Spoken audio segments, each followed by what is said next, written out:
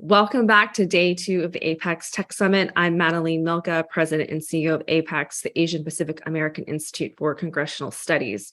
I'd like to thank Amazon, our presenting sponsor, as well as all of our panelists, moderators, and partner organizations. We had an action-packed day 1, and day 2 is no different.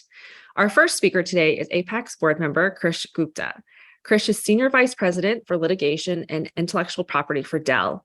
He leads the litigation and intellectual property teams with global responsibility for managing and resolving business and intellectual property litigation and disputes, providing legal support for and developing the company's policies for patents, trademarks, and copyrights, open source and standards, building and managing the patent, trademark, and domain portfolios, intellectual property licensing, driving patent and IP policy efforts, and IP support for M&A activities and commercial transactions. Thank you for joining us today, Krish. Hello and good afternoon. I'm Krish Gupta, Senior Vice President in Legal at Dell Technologies. I also have the privilege to sit on the board of the directors of the Asian Pacific American Institute for Congressional Studies. Today, we're bringing together corporate leaders, experts, community organizers, and Asian American, Native Hawaiian, and Pacific Islander elected officials to discuss technologies and policies that impact both their community and the nation. This is a topic that I'm passionate about, and thankfully, I have the opportunity to work for an organization that shares the same passion. At Dell Technologies, we've always believed in the power of technology to solve the biggest challenges. It's core to who we are as a company and how we work with customers and communities to drive progress. When the pandemic hit us in March of 2020, we saw the need for access go beyond traditional brick and mortar schools to healthcare, remote learning and working, and community support. The disparity between those with access and those without became even more evident. We know technology has the power to transform, but for those without access, it is creating a divide. Dell Technologies is committed to driving digital inclusion and bridging that divide. We believe everyone, regardless of socioeconomic background, should have equitable access to opportunities for the future. We recognize that the challenges facing each community are different. While one community is struggling with access to affordable broadband, another may have limited access to devices or digital literacy skills. Critical to making a meaningful impact is the understanding that we cannot drive digital inclusion alone, and there is no one-size-fits-all solution to building digital equity for the people impacted by this issue. We must move faster to address the digital inequities in our country, especially when it comes to underserved population. The time is now to ensure digital inclusion for every person in the US. And we can do this by first advocating to help solve the broadband deficiencies that exist throughout communities. Dell strongly supports congressional broadband funding to address digital inclusion in underserved populations. However, we would like to see allowable uses extended beyond fiber to ensure that wireless technologies that facilitate 5G are also options for all communities. We believe public-private collaborations will be a critical tool to pull the cloud and IT industries into the evolution of 5G. Governments must find ways to attract companies by sharing risk and creating incentives to lower the overall costs of deployment, prevent vendor lock-in, and allow for the transition to the next iteration of technologies like 6G. With the capital resources and talent to build a national 5G infrastructure, cloud and IT system providers can increase their participation in 5G and provide at-scale solutions sooner. Second, partnering with like-minded organizations to directly bringing digital inclusion to underserved communities is another way to address the issue.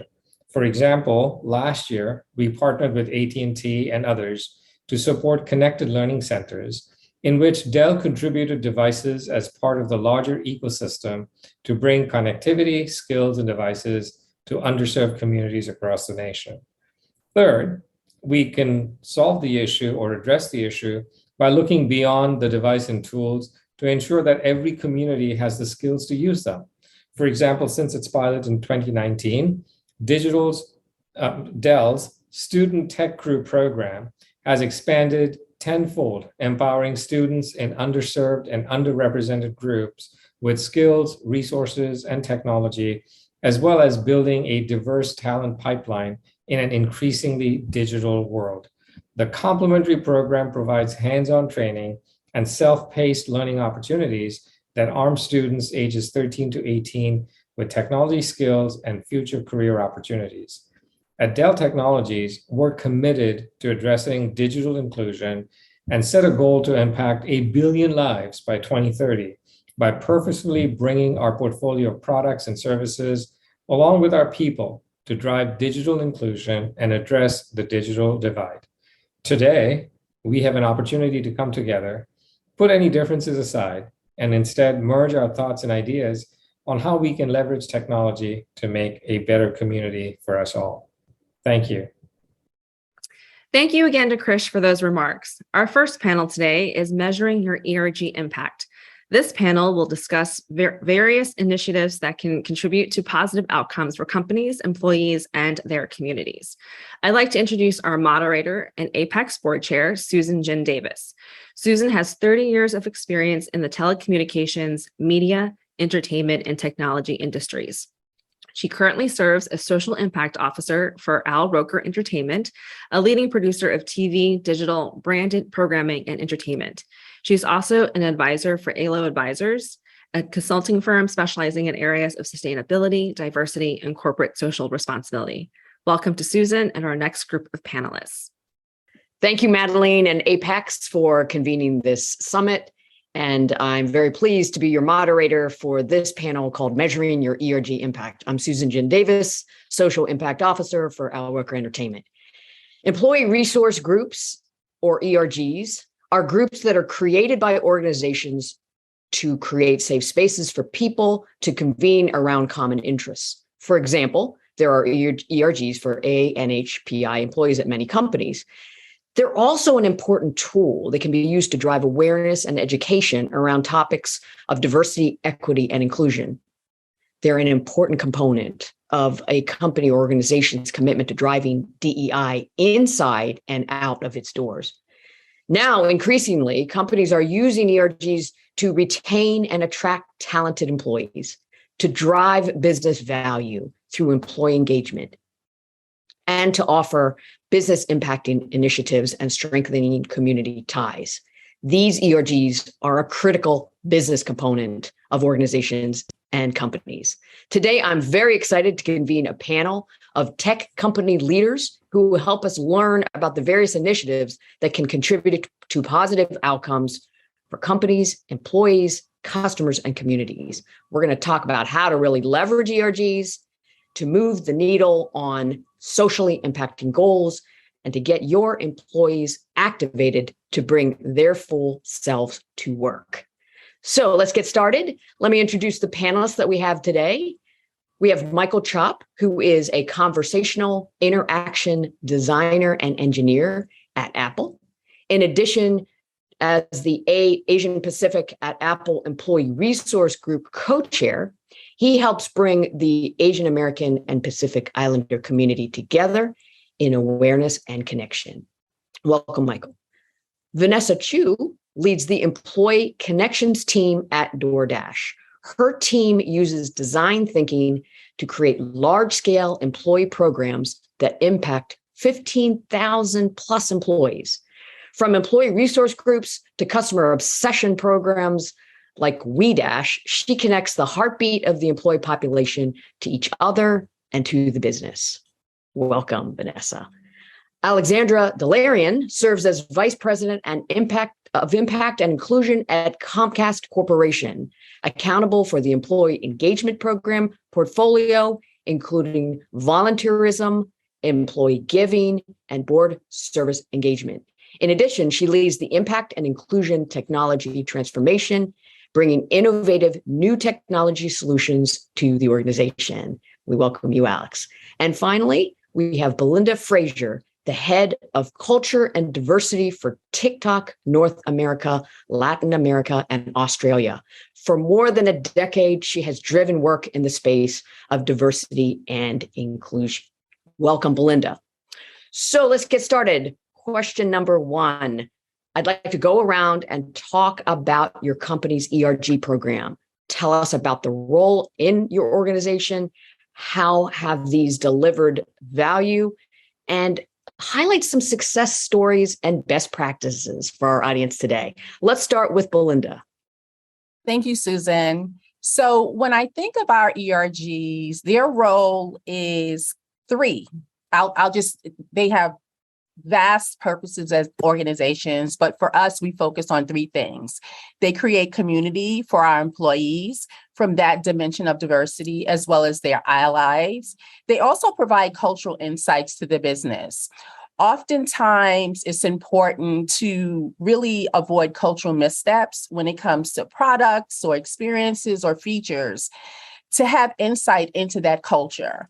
And our ERGs, since they are on site, they're a bit of our focus group, both proactively and reactively. So they do provide cultural insights to the business.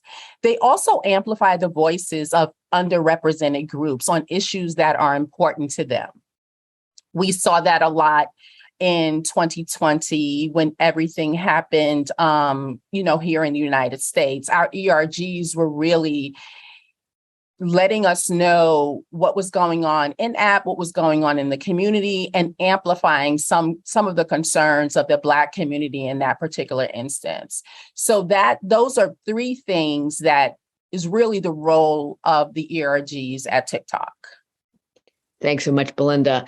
So Mike Chop at Apple, talk to us. You are kind of the veteran ERG member of the panel. Thank you very much, Susan, Belinda. So our ERG's actually been around for over 30 years. So as you said, it's been quite a journey for us. As you can imagine, the organization has grown and morphed into many different things in that time. It's been a place to celebrate culture, for people get together and eat and share stories together. It's been a professional network and a place for people to grow one's career. But in recent years, it's become that safe place also to talk about what it really means to be Asian American. And I think that's actually one of the very interesting things that's kind of happened in our group as well, is a place for Asians who are in Asia to understand what it's like to be an Asian American and kind of share those stories together. And again, in the past few years, to find allies and other underrepresented voices and groups inside Apple to kind of work together, especially in the past few years, as it's been more difficult for people to kind of understand what's happening in the overall culture and political structure. Many people are becoming activated and kind of aware of what's going on in the culture today. In terms of business impact, a great example is my organization, Siri. And to give a quick explanation of kind of what I do is in my day job, I actually figure out how to give Siri their voice. And so, for example, if you can imagine when you're talking to your phone and you want Siri to call your friend or your mother or someone in your family, you want Siri to be able to pronounce their names correctly. And so this might seem like a very simple thing, but if you can think of this cross-culturally, it's super important and engaging for your device to pronounce your loved one's names correctly. And so we actually participate that across different cultures to help our products pronounce your name correctly. And another great example is during the Stop API movement. We did a lot of work to make sure that Siri answers the question when a user says, how can I participate in the Stop Asian Hate movement, that Siri actually answers appropriately. So again, thank you very much for being on the panel. I'll kick it back to you, Susan. Thank you. Thanks very much, Mike. So Vanessa, let's move to you. What's DoorDash doing in the ERG space? Yeah, thank you. So very similar. So I love that we have a great number of people on this panel. Our ERGs are to celebrate, to uplift, but I think it's really important to take a step back on what is the role of ERGs in the organization. And I think for the longest time, the employee experience at a corporate workplace was a one size fits all. And we know that that's no longer true. So our ERG program is a literal seat at the table, right? Let us not talk at you. Let us work with you to create the experiences that you want. And I think the best companies do this in the best way, where they really understand that in order for a company to perform really well during quarterly earnings or create the best products that we're proud of, we can't do it in a room and not talk to our customer. And by talking to our customer, we're inviting our ERGs to actually be a group of people where you volunteer and you come in and say, hey, I want to really influence what DoorDash's culture is like for my community. And I think oftentimes when you hear ERGs in the space right now, especially in employer brand or recruitment marketing, it's sold as this awesome mechanism, this awesome program, which it is. But a lot of people don't realize that it was started by the Black Caucus and Xerox because it was really hard. Our ERGs are underrepresented groups within communities that have for so long not gotten the resources, systemically have been, not given the right opportunities. So at DoorDash, we really, really focus on our 8 ERGs and think, how can we make their experience better? If you are an Asian person working at DoorDash, are you tolerated or you are celebrated, right? Our parents at DoorDash, what type of partnerships can we create with the benefits team to make your experience a little bit better? So at DoorDash, our ERGs are tied directly to business value. And we also believe that when employees are thriving and actually have a seat at the table, we can create a better, more productive workplace for everyone. Thanks, Vanessa. And finally, Alex, Comcast ERGs. I know a little bit about that, but tell us a lot about it and what's working for Comcast. Thank you, Susan. Of course, you do, and you've been a leader and a champion in our ERG community in prior years, and we appreciate that. At Comcast, we actually started our ERG journey in 2012. We have 9 employee resource groups today, and we actually just launched our newest ERG in 2021, and that is our Indigenous ERG, and really bringing that community together. We have over 30,000 employees that are members of one or more ERGs, so a lot of passion and engagement. And it's really truly part of our DNA at Comcast. We do view ERG members as a culture driver for the company overall. And we do have a motto or an approach where we're really positioning ERGs as this notion of you don't have to be to belong. So whether you are part of a specific ERG community or you identify with that community or you're an ally or trying to learn more about that community, we invite employees to participate in all of our 9 ERGs. And we have national chapters, regional chapters, so really catering to those local needs and nuances across our footprint. Participating in our ERGs is really an opportunity for our employees to grow professionally as well as personally. And we're also providing leadership growth opportunities, networking opportunities, cultural sensitivity trainings and learning opportunities, and really building those relationships. And we do see employees on the front lines of any issue, internally or externally. And actually, I will note that it was our APAI employees who actually helped us become alerted to early on to some of the disturbing and sadly ongoing trends within APAI violence. And they've been the ones that have challenged us and challenged the status quo and made us a better company and actually helped with our response within that situation. And then lastly, I will say, similar to what Mike shared earlier, we do see our ERGs as imperatives in driving business product success. And we too engage our ERG members in testing and quality assurance of certain products, including the development of our Xfinity Voice Remote, for example. Thanks. So think about what we just heard. ERGs can make safe spaces for employees. ERGs can be used to make products and services better. ERGs can be used to bring people to the table, to increase representation. ERGs can be used to attach ourselves closer to our communities. So my next question to each of you is we are talking about the AANHPI community here at this Tech Summit, sponsored by APAICS. Talk a little bit about how your ERGs have been able to help ANHPIs in the tech industry. We talked a little bit about how they have been supportive in light of the rise in Asian hate and acts of violence and aggression against ANHPIs. That could be one example, but I'd love to hear more from you. So I'm going to go back around now backwards. Alex, why don't you start and we'll go back around and if you want to jump in before somebody, just, raise your hand or let me know and we can go that way too. So Alex, go ahead.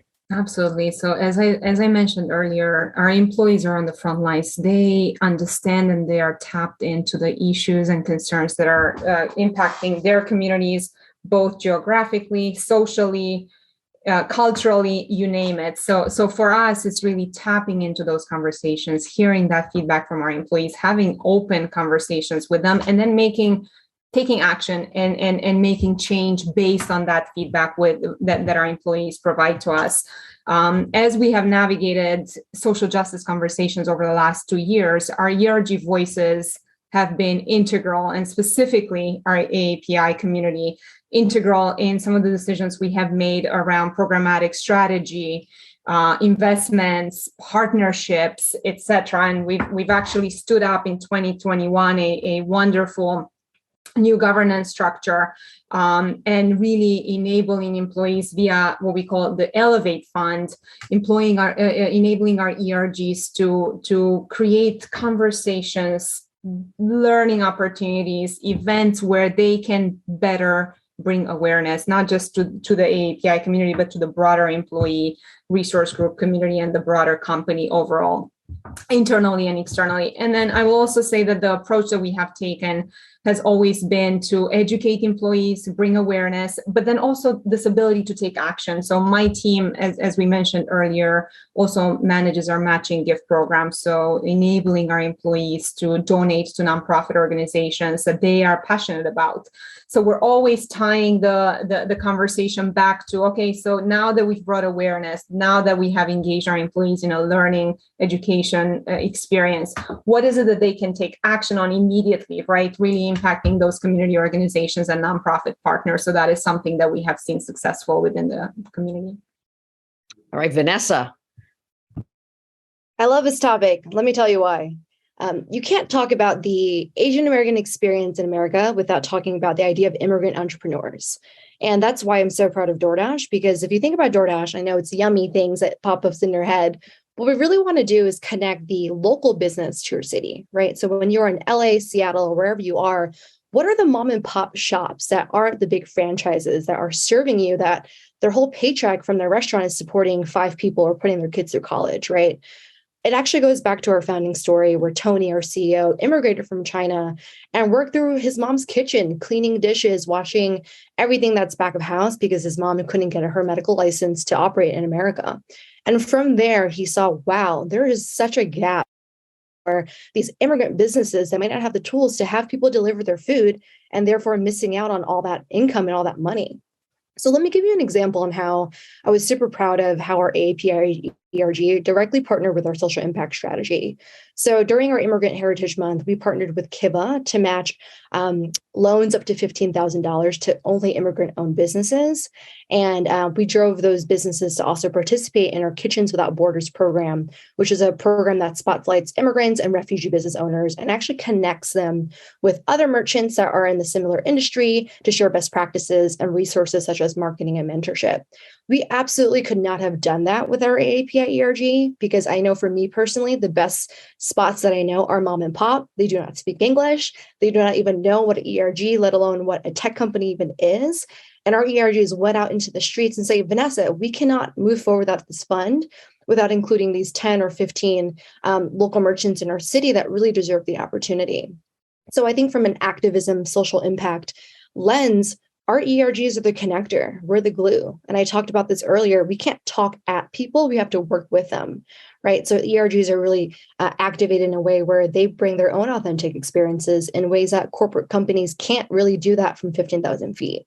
Let me share another technical example with you that we're also really proud of, which is, I think every tech company, when you learn about us, we do hackathons. Well, at least at DoorDash, we do hackathons. And one of my favorite tracks that we've done is the inclusion track, where we had a lot of product and designers come in and say, hey, how can we create different languages for our merchants, right? Right now, DoorDash, depending on where you are, is using an English menu. What about our Cantonese or Haianese or Malaysian Chinese merchants who can't read traditional Chinese, right? So really getting into the nuance, I think that's the takeaway here is ERGs also help you get into the nuance on how you can create better products instead of like a sweeping business decision, really looking into the research and pulling out all the different communities that we would have never found without our powerful communities on the ground. I'll throw it back to you, Susan. I love it. I hope our audience is taking a lot of notes because these are great companies. We already know that. And by the way, I consume from all of you and I love all of you. But underneath it, you have employees that are fortunate enough to be fully engaged. I don't know how you can engage employees and make them happy without these ERGs. So Mike, talk a little bit about Apple and the ANHPI community. Yeah, and hearing some of these great stories from companies that are so different from us, but are also, the same. It's really inspiring to hear what other people are doing. I think one of the things I wanted to kind of impart on the audience here is the role of the ERG to be ready. And so I kind of talked about the things that we've been there for our employees. Like it's a place to connect, it's a place to build your career, it's a place to network. But I kind of wanted to emphasize the point that you might not know the next thing that you need your ERG to be. And that's to kind of encourage people to be ready. One of the things that kind of happened as we went through our journey and when I was a co-chair is a few years ago, right before COVID, right? The United States and underrepresented cultures are going through this change. We've had George Floyd, we had Atlanta, we had the Trump administration, and we had COVID, and we had all this stuff kind of happening at the same time.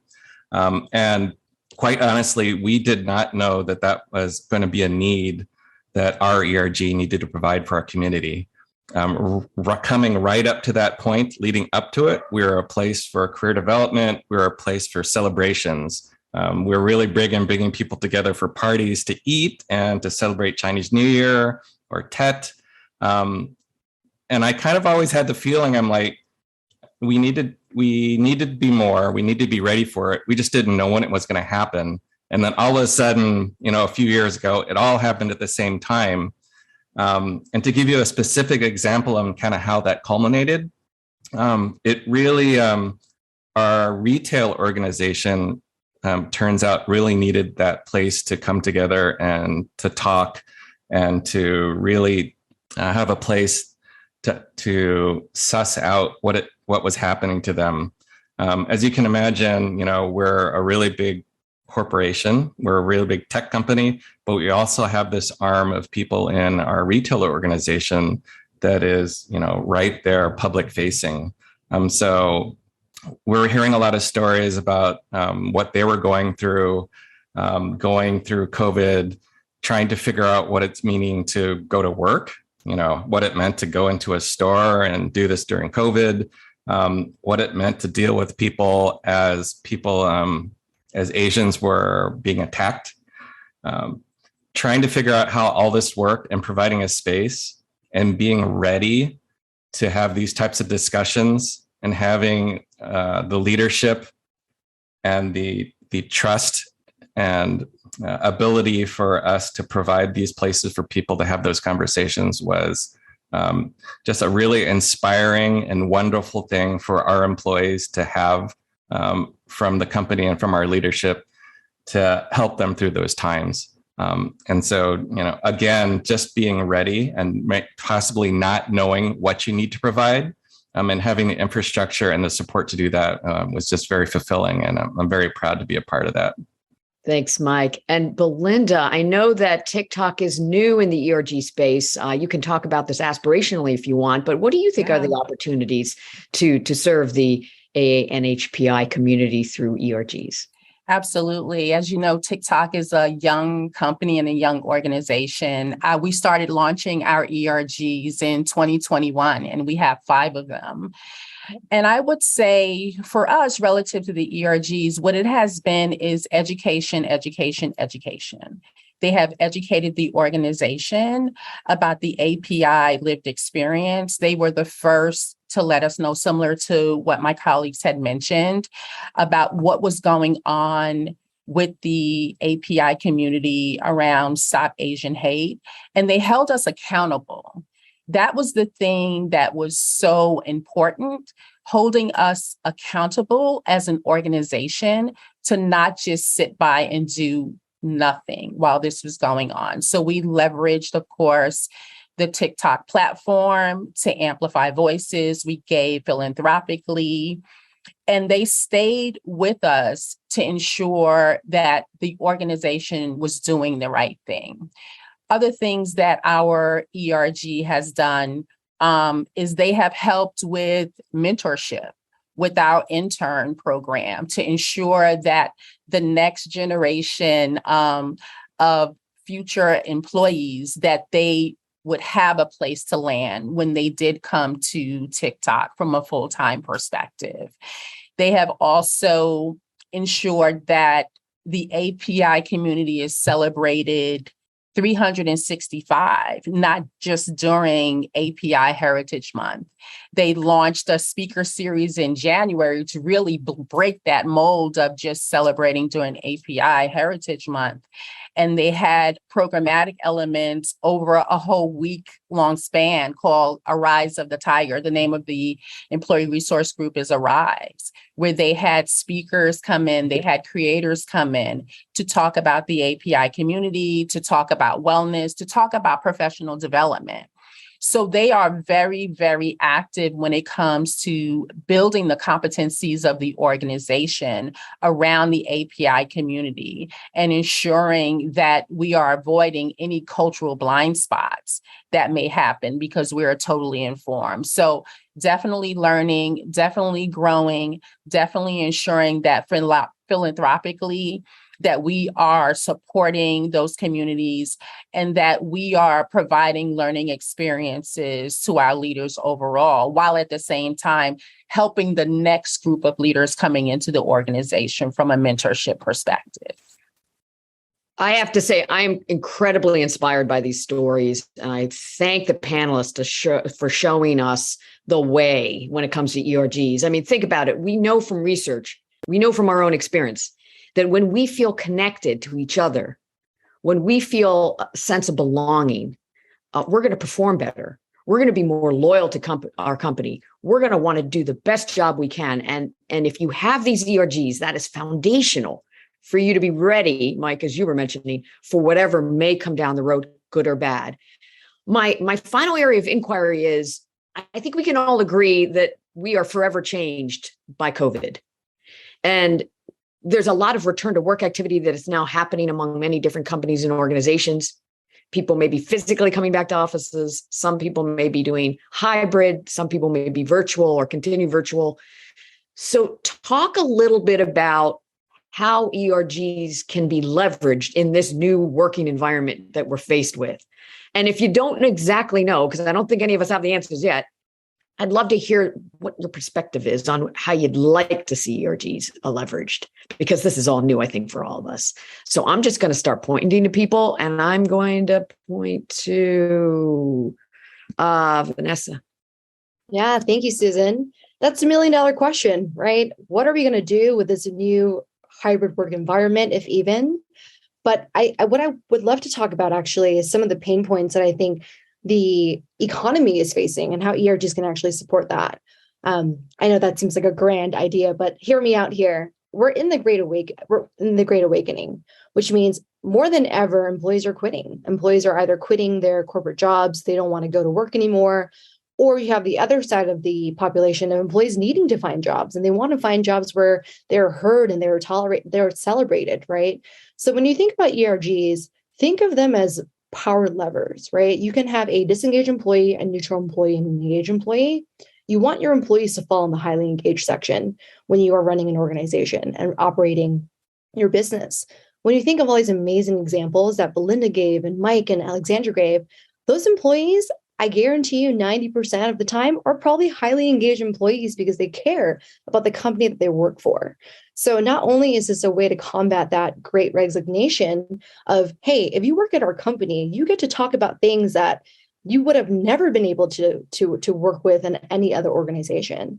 And on the flip side, let's talk about recruitment, right? It's also a talent war, if you think about it, for people who are actively applying for jobs, right? Engineering, product, for some of the more popular departments. But we actually launched a program called DoorDash Connections, where every single employee within certain departments that are, close to an offer stage or talking to a hiring manager preliminary stage, we actually have a whole group of like hundreds of ERG leaders and members who volunteer to be like, hey, I want to be on that cell call with them because I want them to actually know what is it actually like to work here, right? And that was a new program coming out of feedback from employees saying, hey, Vanessa, I love that you have this program, but before I got into this signing offer stage, I did not know what it was like to be an Indigenous employee or a Black employee, right? Or to be even more specific, a Black female employee or an Asian, parent. And by leveraging and connecting people who want to do the work and who want to engage with these new people who are applying for jobs, they're talking to each other. And we could have not have increased our acceptance rates without our ERG program. And I think the takeaway is also this: give people the opportunity if they're hungry for it, right? Our ERG leaders are hungry to influence. Why not give them that as a lever to both empower your products, your community, and your business? And I think for the first time ever in capitalism, there can be a net positive. Thanks. Alex, talk to us about what Comcast is going to do to keep employees happy. Absolutely. And I love what Vanessa just shared as well. This hybrid environment, I mean, you're absolutely right, Susan. This is here to stay. And I think we're all grappling with what the future would look like. I think the lucky thing here is that we have been dabbling in this world for several years now. So for us, obviously, virtual is here to stay, but also being authentic and making sure that we're catering to employee needs, whether that means in-person engagement, virtual engagement. So for us, we're actually looking to leverage technology in a way that makes that possible, right? So integrating and where I sit, I'm very fortunate and humbled to lead all of our employee engagement work, inclusive of volunteerism and all of our other portfolios. So leveraging that technology as kind of the core to enable hybrid experiences, hybrid events for our employees, and really creating that one-stop shop experience so the employees feel well included. I will say cross-collaboration is the other trend that we are seeing that breaks beyond hybrid, in-person, virtual, and really intersectionality. And I mentioned earlier, we stood up this wonderful governance structure and an Elevate Fund that actually empowers cross-ERGs to better collaborate, to stand up events, speaker events, learning opportunities where they can cross-collaborate, learn about each other, and create those connections, whether that is in a hybrid experience or in person. And I think we'll continue to see that. So really creating those intersectionality opportunities that are flexible, right? That bring opportunity to employees in a way that we haven't seen before. So I think that is one of the pieces that we're seeing moving forward. I would also say the continued trend of listening, learning, and then taking action. So listening to our employees, having those conversations, in many ways raw and authentic conversations, and then taking that feedback and taking action collectively together. I see that as really the key to future engagement and employees as driving culture for us. All right, Belinda, TikTok, what are you all going to do? We're all equalized here. We're all at the same place, whether we're new or old on ERG. So how are you thinking about ERG? Definitely. Well, the interesting thing about TikTok and our employee resource groups is that they were all formed during the pandemic. So a number of them have never met. They've never engaged. So they are very interested, and we're interested as well in them getting outside and then being involved with philanthropic efforts to support the communities where we live, work, and play. They want to give back. They want to put a face to the wonderful entertainment platform that TikTok is, because the community, the world at large, knows TikTok as a great place to be inspired. But now it's time for us to really put the face behind all of the wonderful things that the TikTok app really represents. And that's our employees. Our employees are the one that are creating the wonderful things that we all take advantage of and that we all enjoy about the application. So they want to be involved with giving back.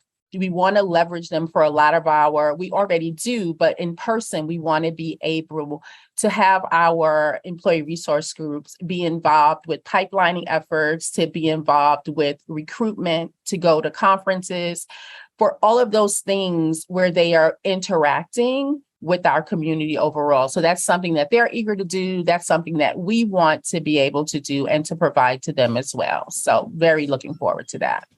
Terrific. And finally, Mike, what is Apple going to do great resignation, keeping people happy at home, et cetera, in this new world. You're killing me, Susan. Thanks for relating me that there's a bunch of people getting ready to quit.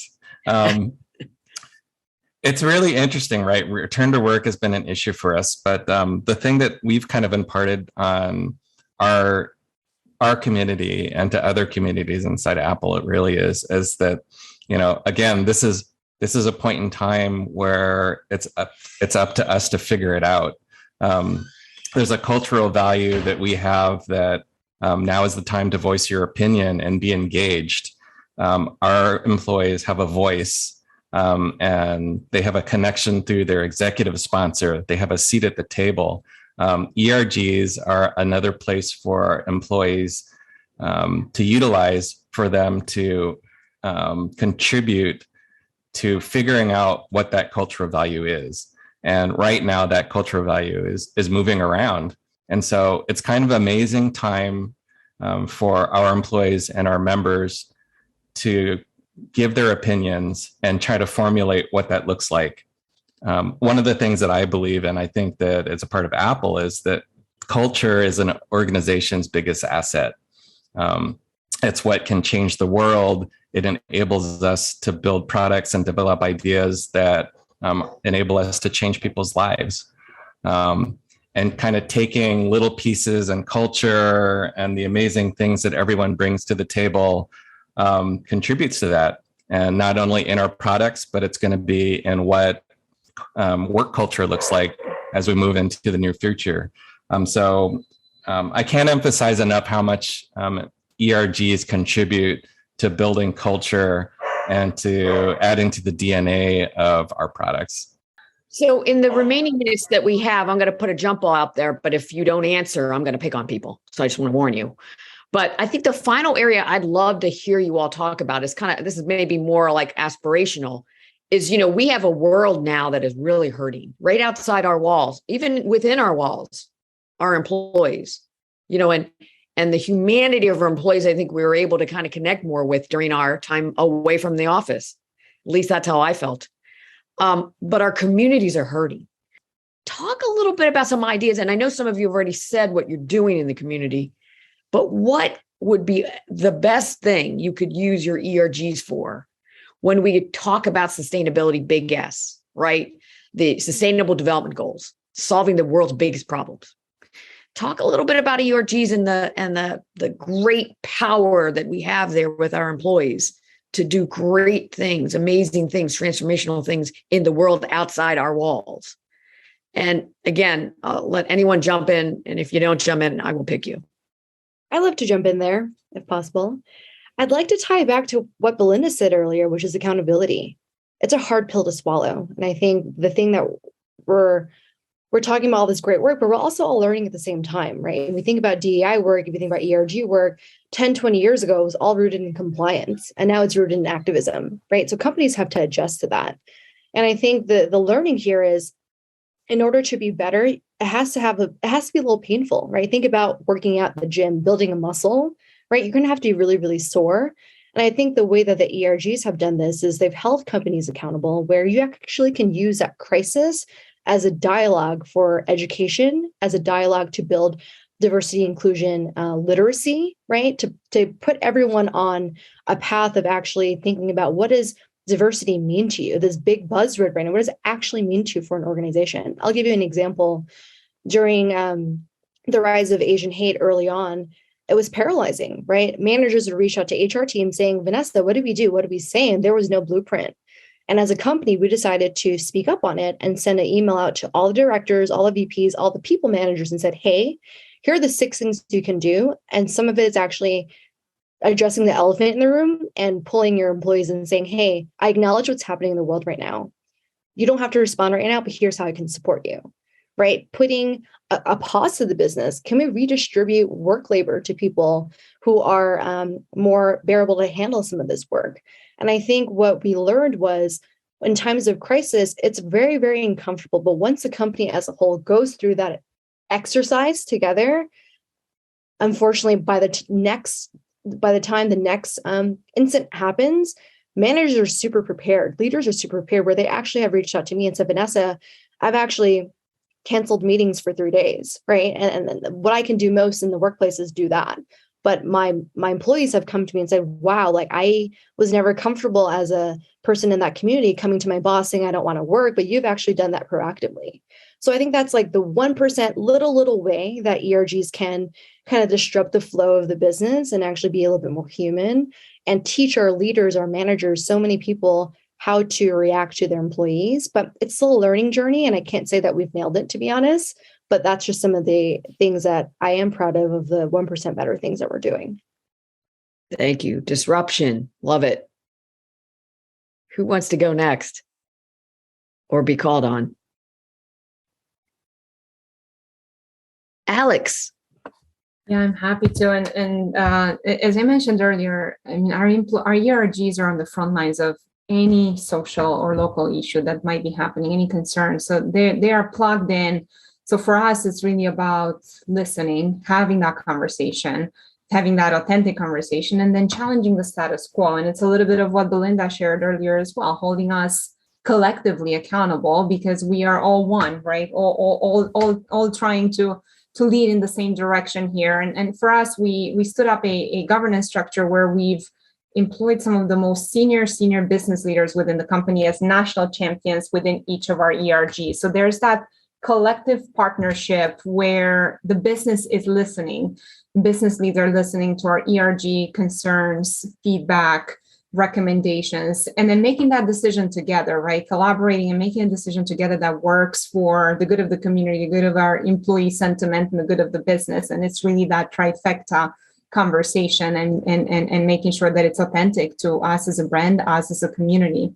So for us, it's really about that conversation, listening, receiving that feedback, and then doing something about it, taking action. Thank you. Thank you. Mike. Yeah, I could follow up from Alexandra. She said something really great, and that's listening to your employees.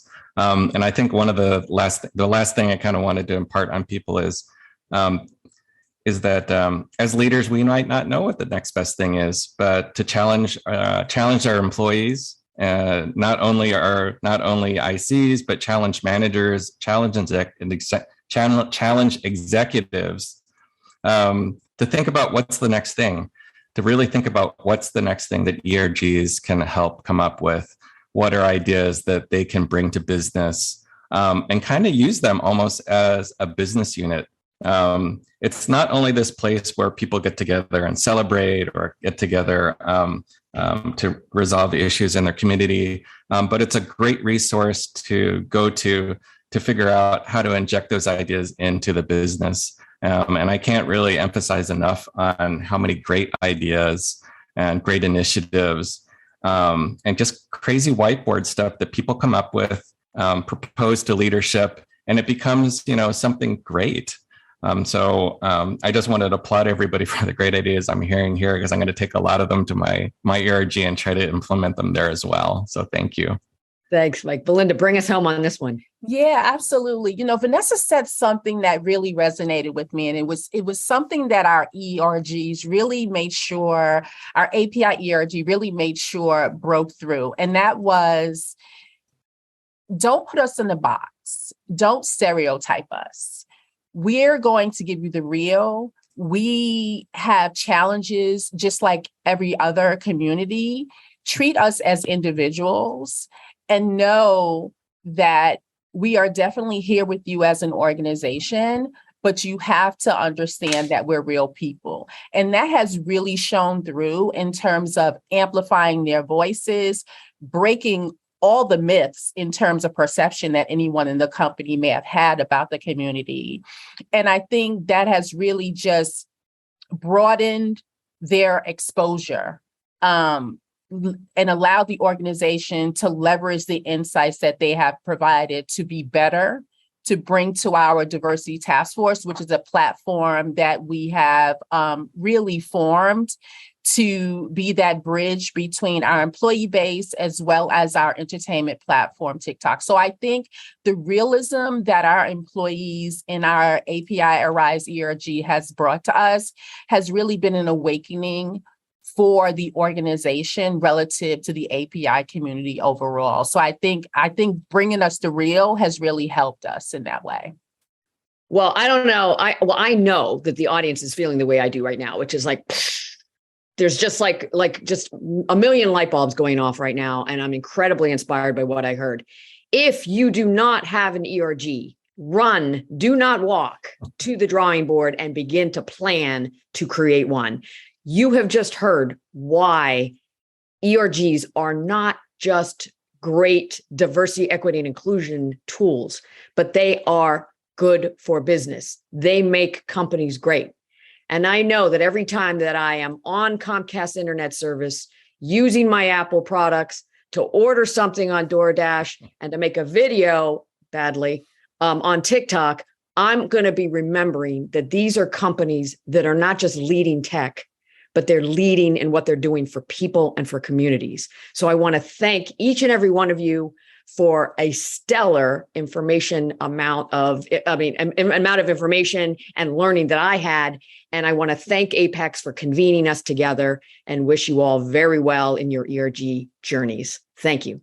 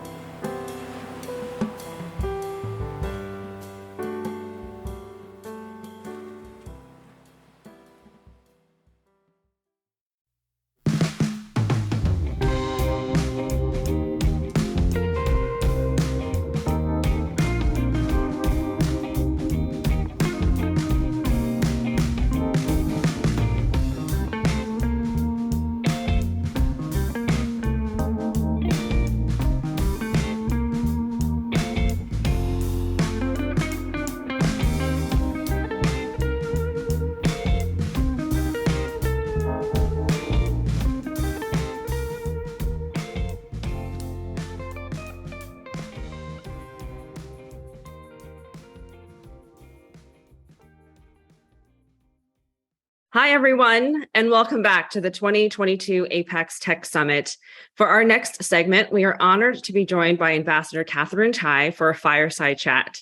We will discuss her journey in public service, as well as the Biden administration's priorities related to trade and technology, and how they might impact the AA and NHPI community. For a bit about the ambassador, she was sworn in as the 19th United States Trade Representative on March 18th of 2021. As a member of the President's Cabinet, Ambassador Tai is the principal trade advisor, negotiator, and spokesperson on U.S. trade policy. Prior to her unanimous Senate confirmation, Ambassador Tai spent most of her career in public service, focusing on international economic diplomacy, monitoring, and enforcement. She previously served as Chief Trade Counsel and Trade Subcommittee Staff Director for the House Ways and Means Committee in the United States Congress. In this capacity, Ambassador Tai played a pivotal role in shaping U.S. trade law, negotiation strategies, and bilateral and multilateral agreements, including the recently renegotiated United States-Mexico-Canada agreement. Ambassador Tai is also an experienced World Trade Organization litigator. She previously developed and tried cases for the Office of the United States Trade Representative, eventually becoming the Chief Counsel for China Trade Enforcement. And before transitioning to federal service, she practiced law in the private sector, clerked for district judges, and taught English in China.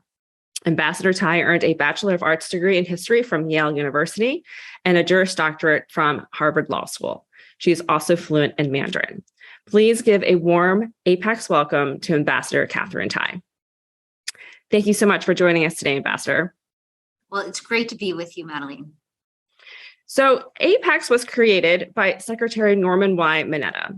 And can you talk about what parts of his legacy resonate with you the most and how you are applying the lessons of his career in your professional journey? I would be delighted to, especially because we lost Secretary Mineta earlier this year. I've been thinking a lot about him in the weeks and months since. If I were to distill the parts of his person and his career that I find the most inspiring, it's that he, throughout his career, drew upon lived experiences in order to stand up for human dignity. He claimed his rightful earned place at the table, and he sat at many important tables. And also, he made it a priority to make space and room for others.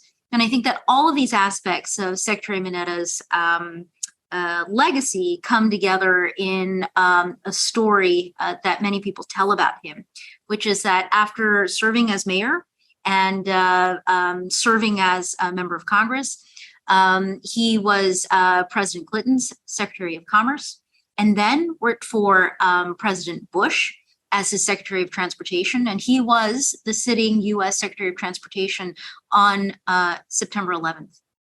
And that in the immediate aftermath of 9/11 happening, drawing from his own lived experience of having been a child during the internment of Japanese Americans during World War II, he said to President Bush, we must, in everything that we do from here on out, be sensitive to distinguish between the acts of those who perpetrated 9/11 and from Muslim Americans and the Muslim community. And I think that that story really embodies many of the things that I respect most about Secretary Mineta and really inspire me in terms of carrying on his legacy.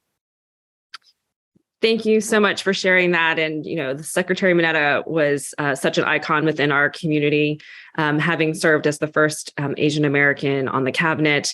And we are very proud of having you also representing the Asian American community on the cabinet as well.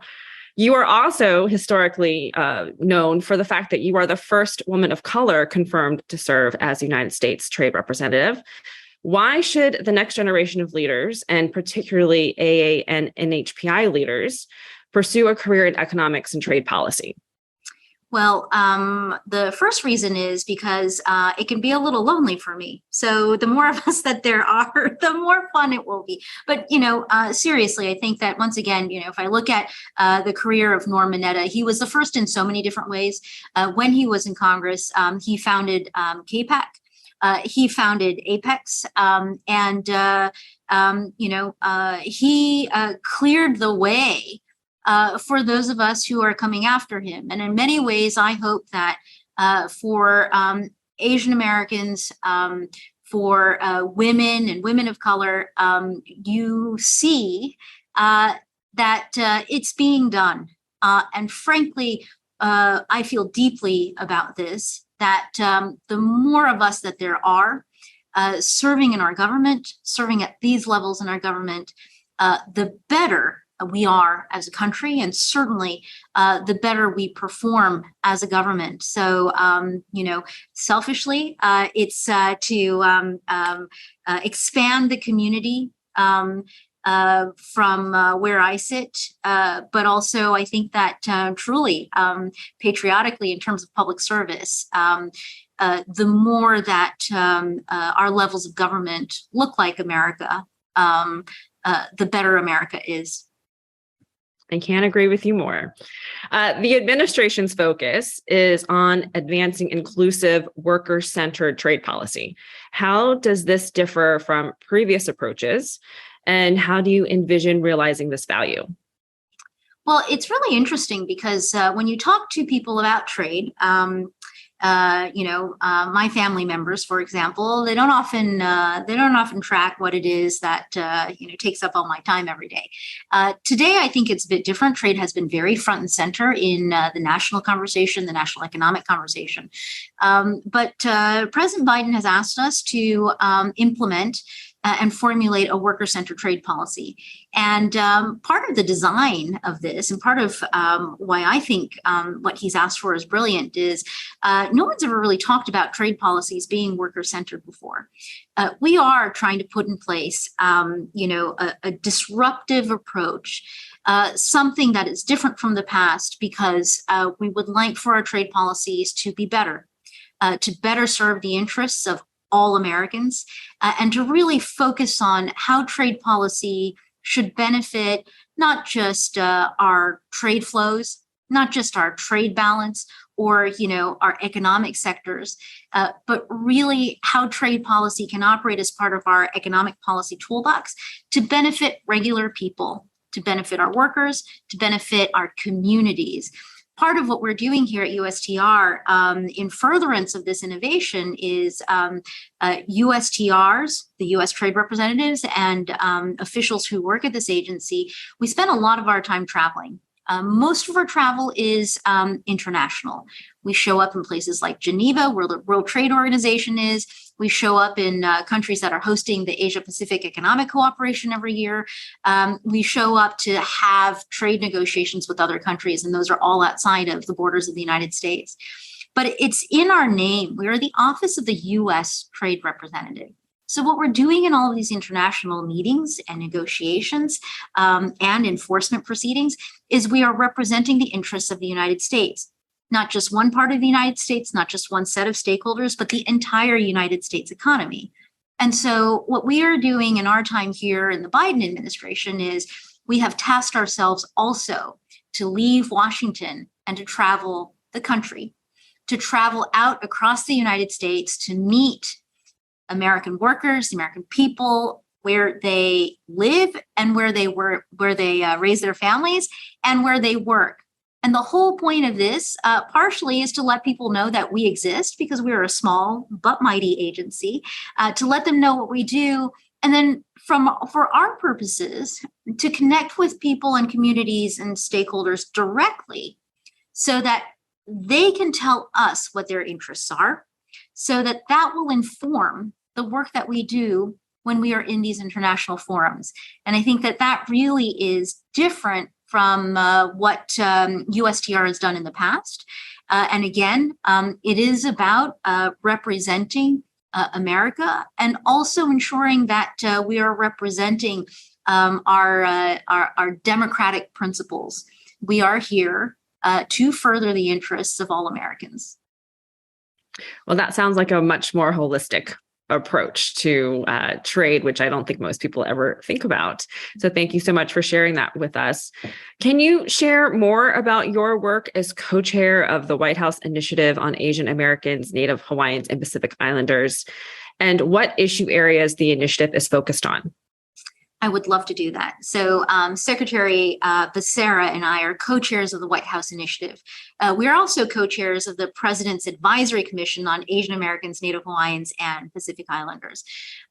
These two institutions are really important. They really embody the U.S. federal government coming together, organizing ourselves, and thinking and working in an organized way to assess what parts of the resources that the federal government has can be used to leverage the creation of equality, justice, opportunity, equity for the AA-NHPI community. And just to be clear, this community, and it's apparent in its name, Asian American, Native Hawaiian, Pacific Islander, our community is really community of communities. There is a complexity and richness and diversity within AA-NHPI. There are, I think, 45 or 46 different government components in the White House Initiative that are working together on an interagency basis to push ourselves to examine how we can tap the resources of the federal government to address the needs of our community. And there are some specific focuses for our work. For example, and I think that this is one of the most important, how do we use the resources of the federal government to promote the inclusion and belonging of AA and NHPIs? And how do we do it, for example, through addressing language access and accessing government services? How do we look at all of the data collection services that we have and the data analytical services that we have and think through how can we figure out how to disaggregate that data so that we can better serve the needs of the diversity and the nuances within the AA-NHPI community?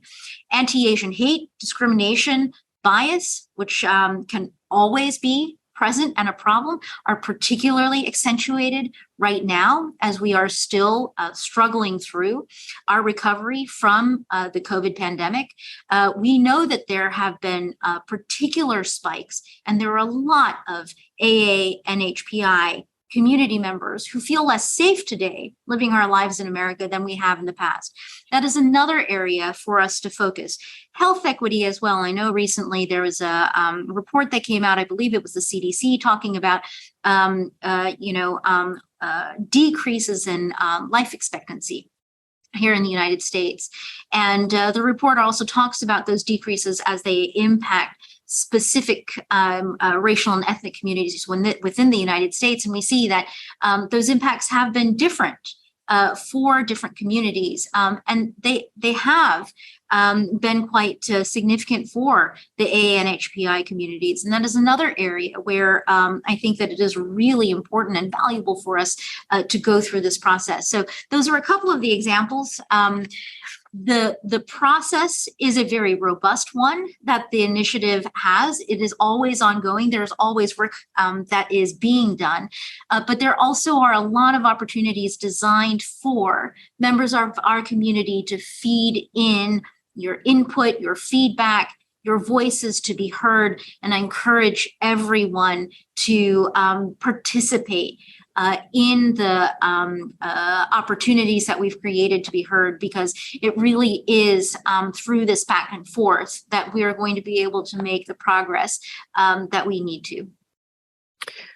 Well, thank you for keeping that dialogue open and being a part of the community in such a way that allows for feedback and for community individuals and leaders and all in organizations to participate so that we can continuously look at our community and do better.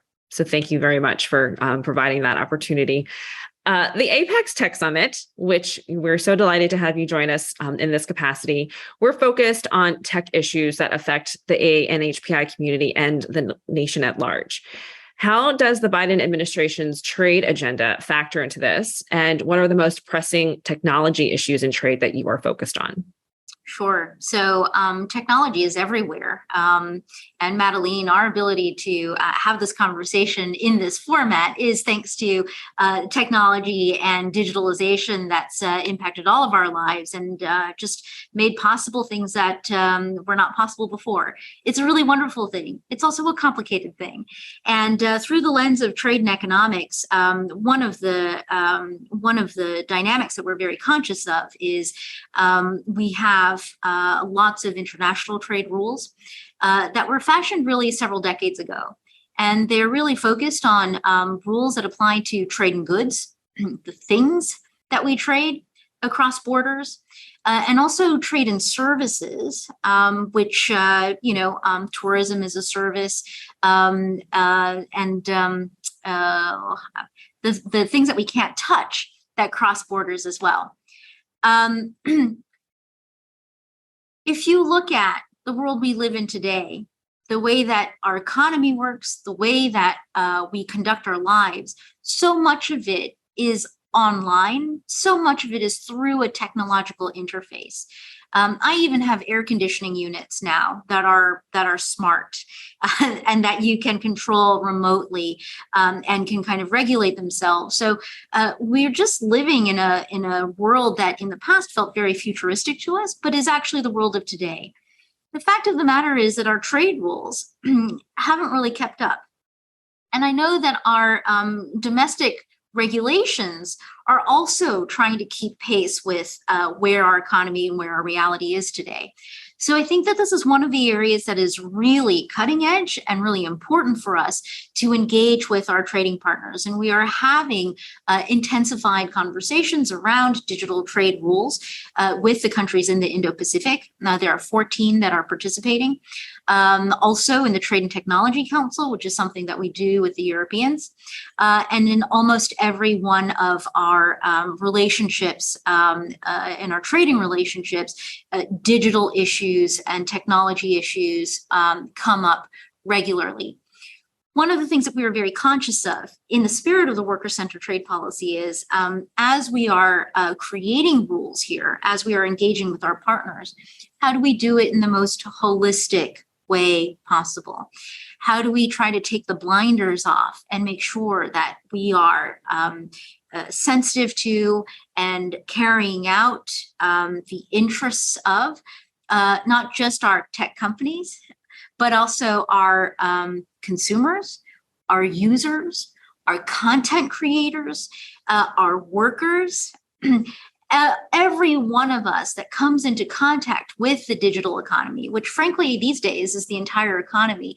How can we bring along everyone's concerns and everyone's aspirations and wishes and engage constructively with our trading partners?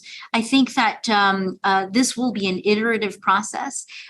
We will begin with one set of conversations and one set of rules, and we need to create the space to let that conversation expand. But it is really one of the most exciting things that we are doing. And I think also one of the most important areas where we are engaged to make sure that we are building the foundation for robust, constructive, and inclusive cooperation with our trading partners so that we can build a set of rules that will really promote a today and a tomorrow that works for all of us.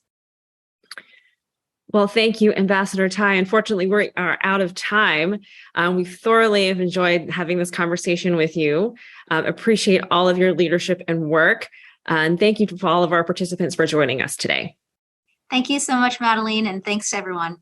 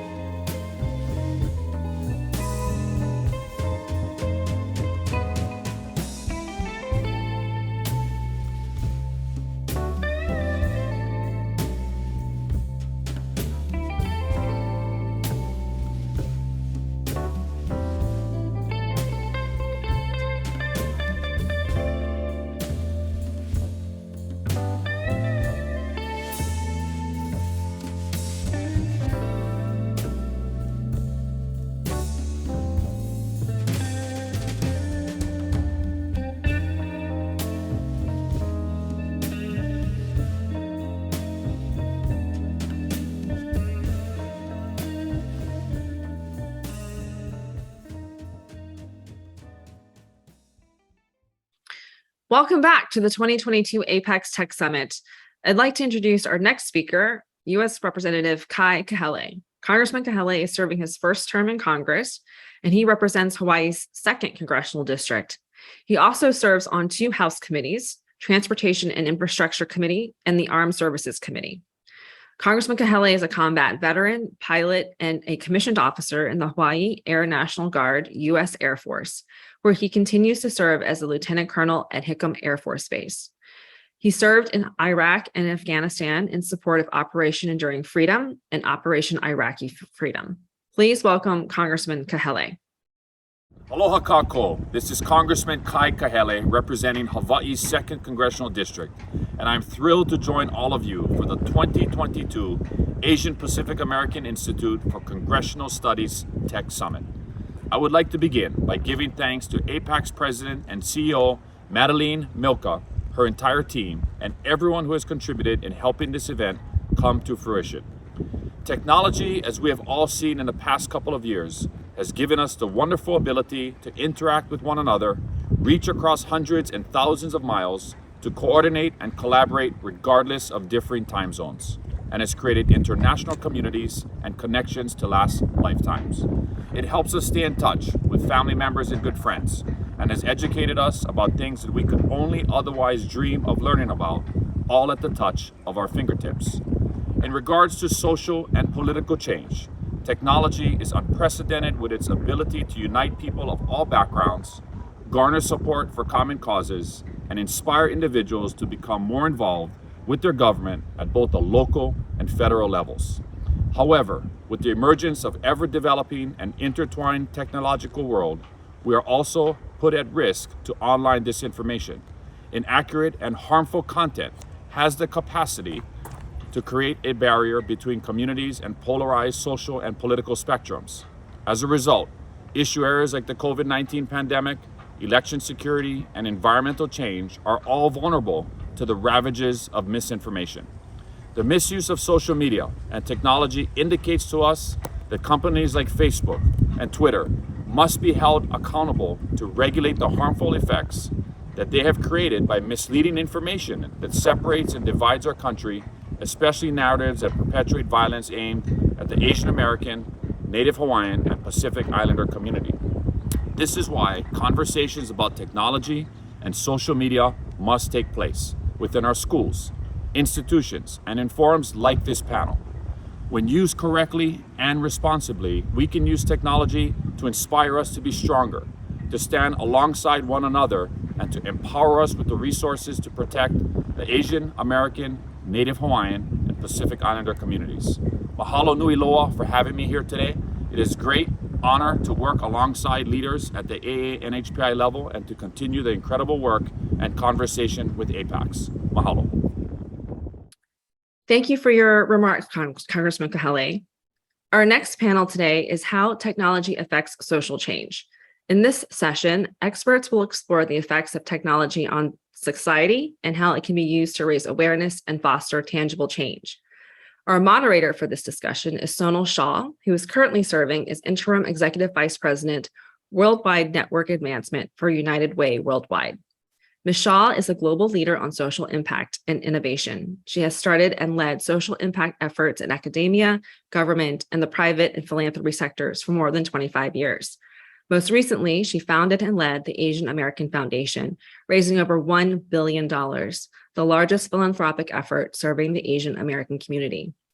Ms. Shah was appointed by President Biden to serve as the Chief Commissioner on the President's Advisory Commission on Asian Americans, Native Hawaiians, and Pacific Islanders.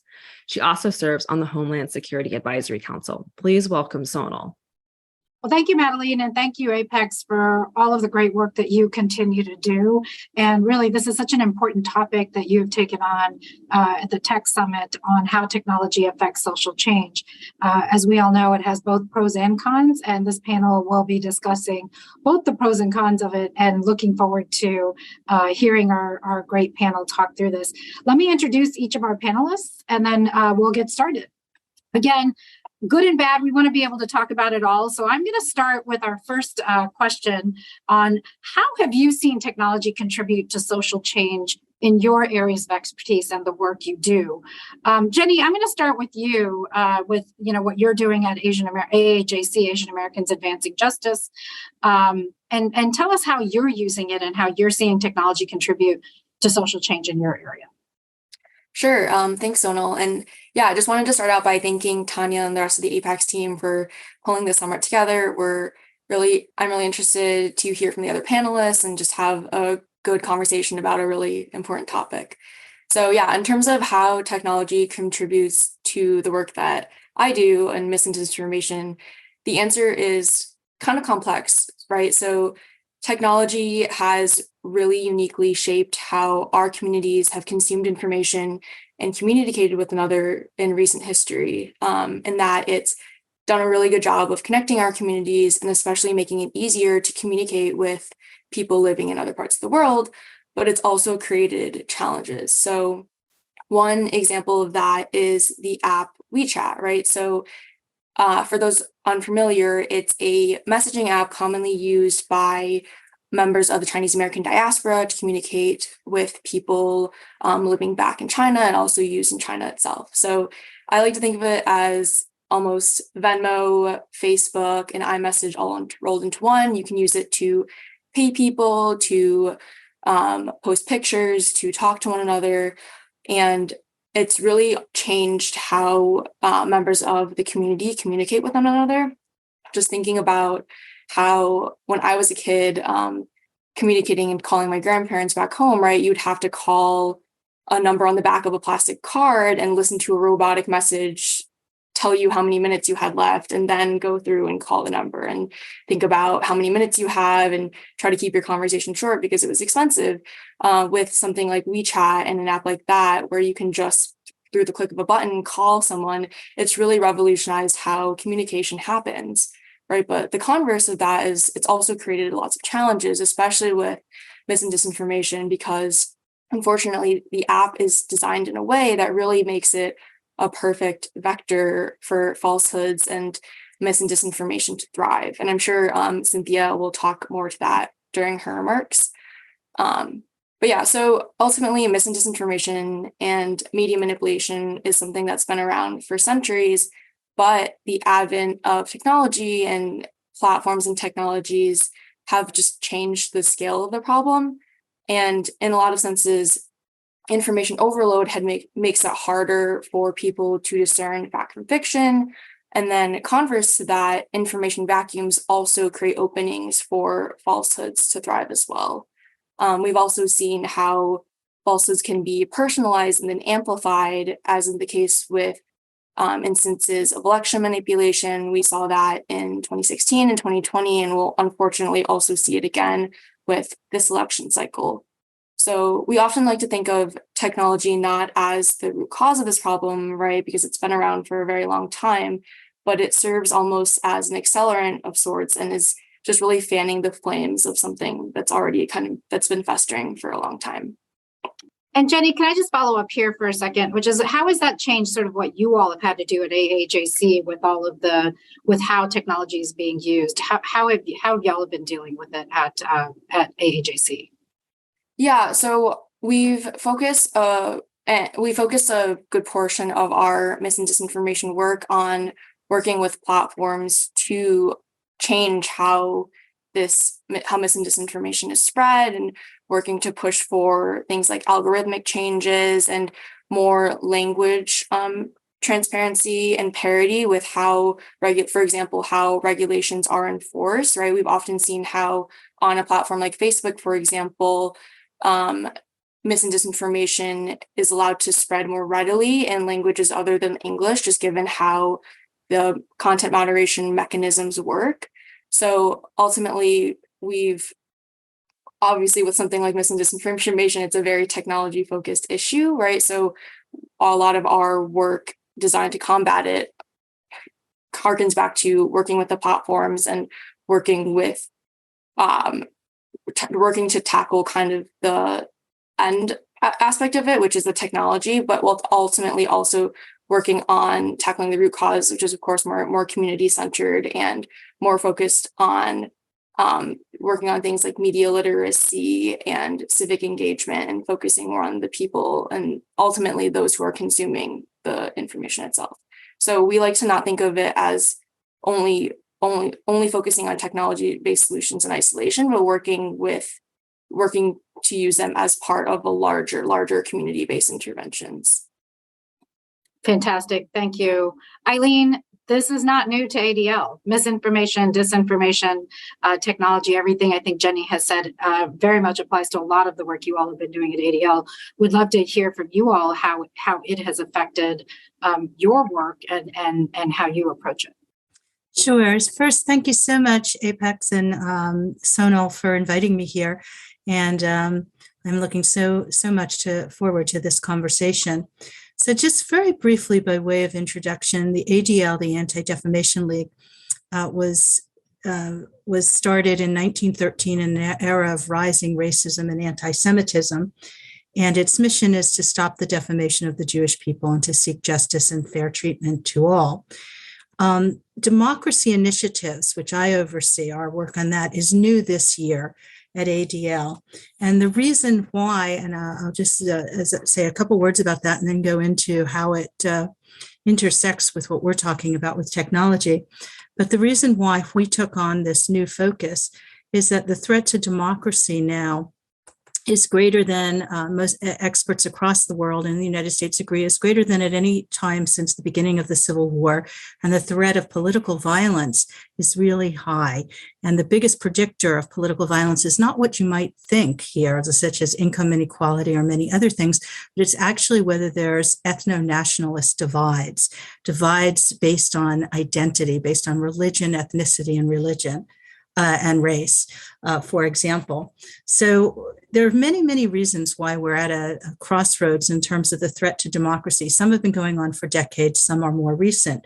Obviously, they include, money in politics and the huge rollback in civil rights that we're seeing across the United States, hyperpartisanship, income inequality, no more local news, demise of unions. There are many things, but there are three things that are particularly in ADL's area of expertise, and that's where we focus and try to leverage our experience and assets.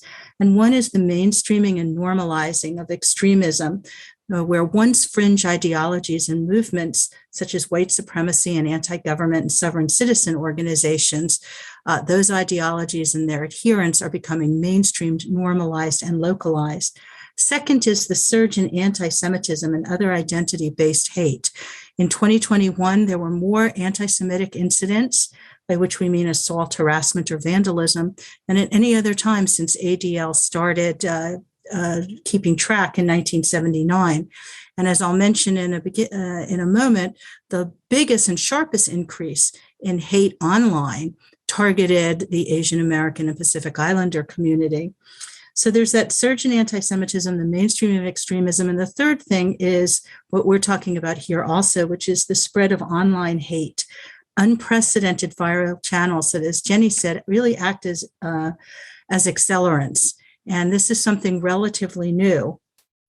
We're also poised at a point where the new, this is not just Facebook with the meta, but the metaverse, a new era of artificial intelligence and of virtual reality and deep fakes. So this is a pivotal moment if we're going to intervene in many different ways: legislative, regulatory, litigation, education, market campaigns, and directly engaged at the tech companies. This is a really important time, and as Jenny said, this is a multifaceted campaign. A lot of it has to be community based. If we leave this to professionals, if this is professionalized in different ways, we will not be successful. So we have to mobilize our communities, as Jenny said.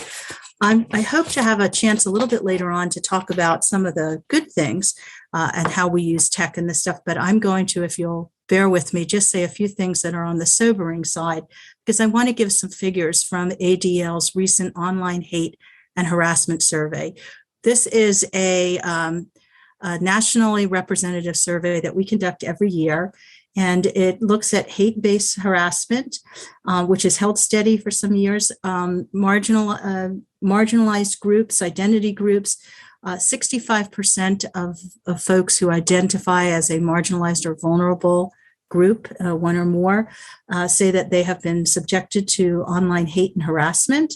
Asian Americans reported a dramatic increase in harassment from 21% of them saying they had experienced in 2021 to 39% this year. And that parallels the rise in anti-Asian hate incidents offline.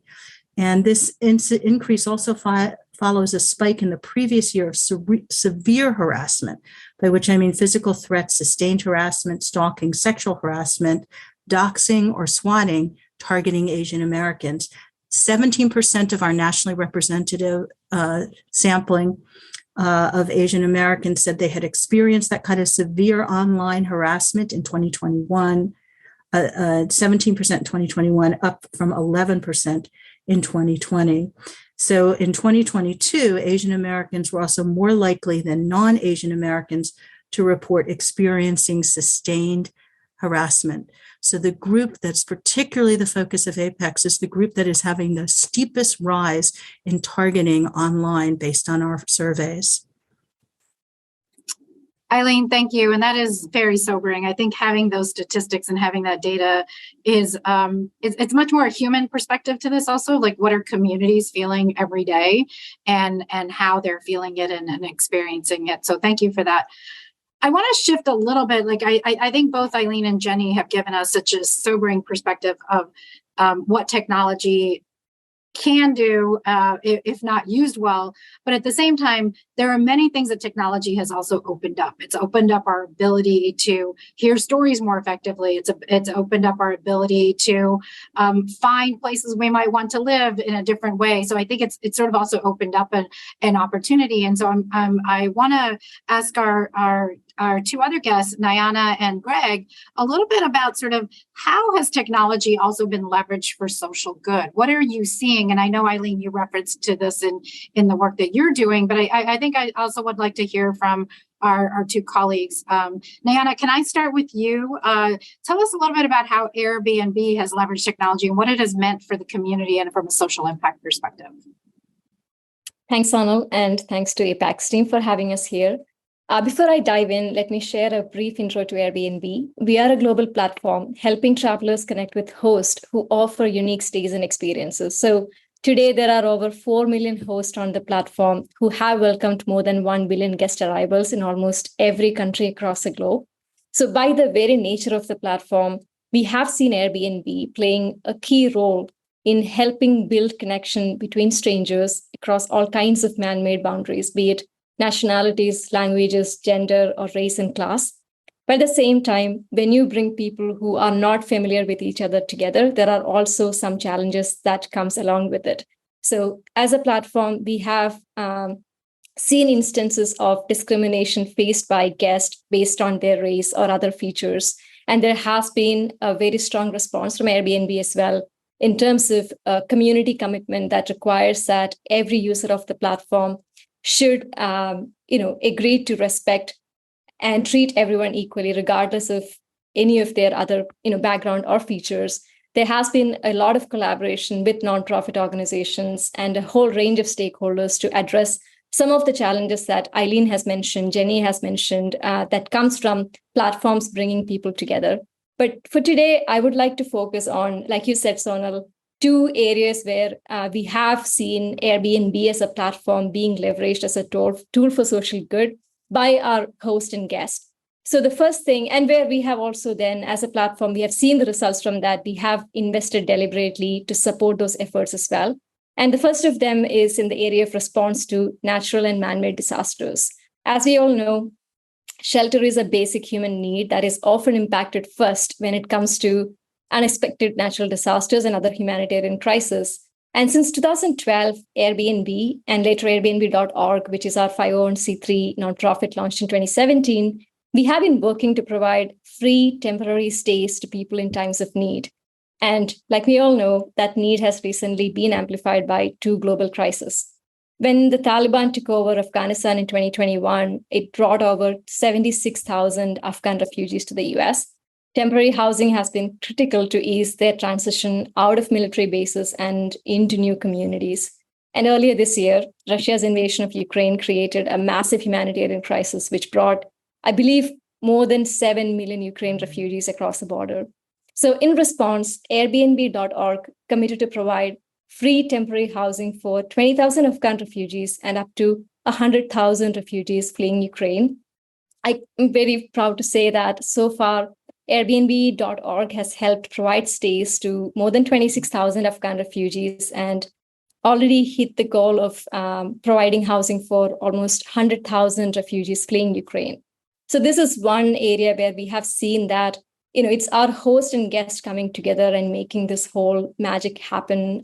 It's the host on Airbnb and Airbnb.org who are offering their homes for free for people to stay in times of need. The second one that I would like to highlight is where we have been able to support local communities benefit from tourism through Airbnb academies. The idea of academies came when many of us, including me, when I was working in India, realizing that there was a massive underserved community in many of the countries that we operated. They might never benefit from tourism unless platforms such as ours made deliberate efforts to include them. So what we did with the academy is that we partner with leading nonprofit organizations, government agencies, and other stakeholders locally, and make sure that we are creating deliberate training programs to ensure that users or hosts from underserved communities are able to get onto the platform. They are able to succeed on the platform. Just to give an example, in India, we partner with the Self-Employed Women's Association, which is a trade union of over 2 million rural women. And now they are being trained. They are hosts on the platform. They are, welcoming travelers from around the world. And there are similar efforts being made in the US, in South Africa, in Kenya, where there are entrepreneurs being trained. They are becoming part of the platform. When, in a normal course, without that kind of an effort, they may not be the ones who will be considered savvy enough to succeed on a platform such as Airbnb.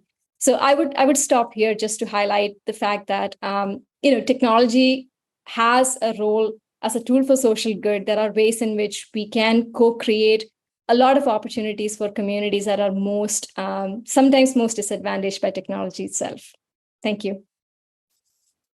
Thank you, Nayana. That's super helpful. And I think a good example of sort of understanding how you're leveraging your technology to do that. And also, I think we'll go a little bit more into this too, how to manage the downsides of it and what are ways to do that. So thank you for opening with that. And thank you for the great examples that sort of highlight.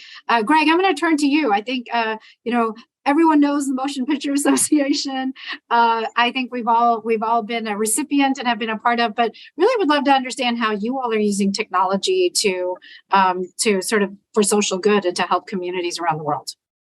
Yeah, thanks, Sonal, and thank you again to APAICS. I join my fellow panelists in expressing my gratitude for having the opportunity to speak on this panel. And for those of you who don't know the Motion Picture Association, we represent the 6 largest media companies, including Walt Disney, NBC Universal, Sony Pictures Entertainment, Netflix, Warner Brothers Discovery, and Paramount Global. And, as you kind of insinuated in your lead-in, we're in a period of just incredible technological innovation and change in the film and television industry.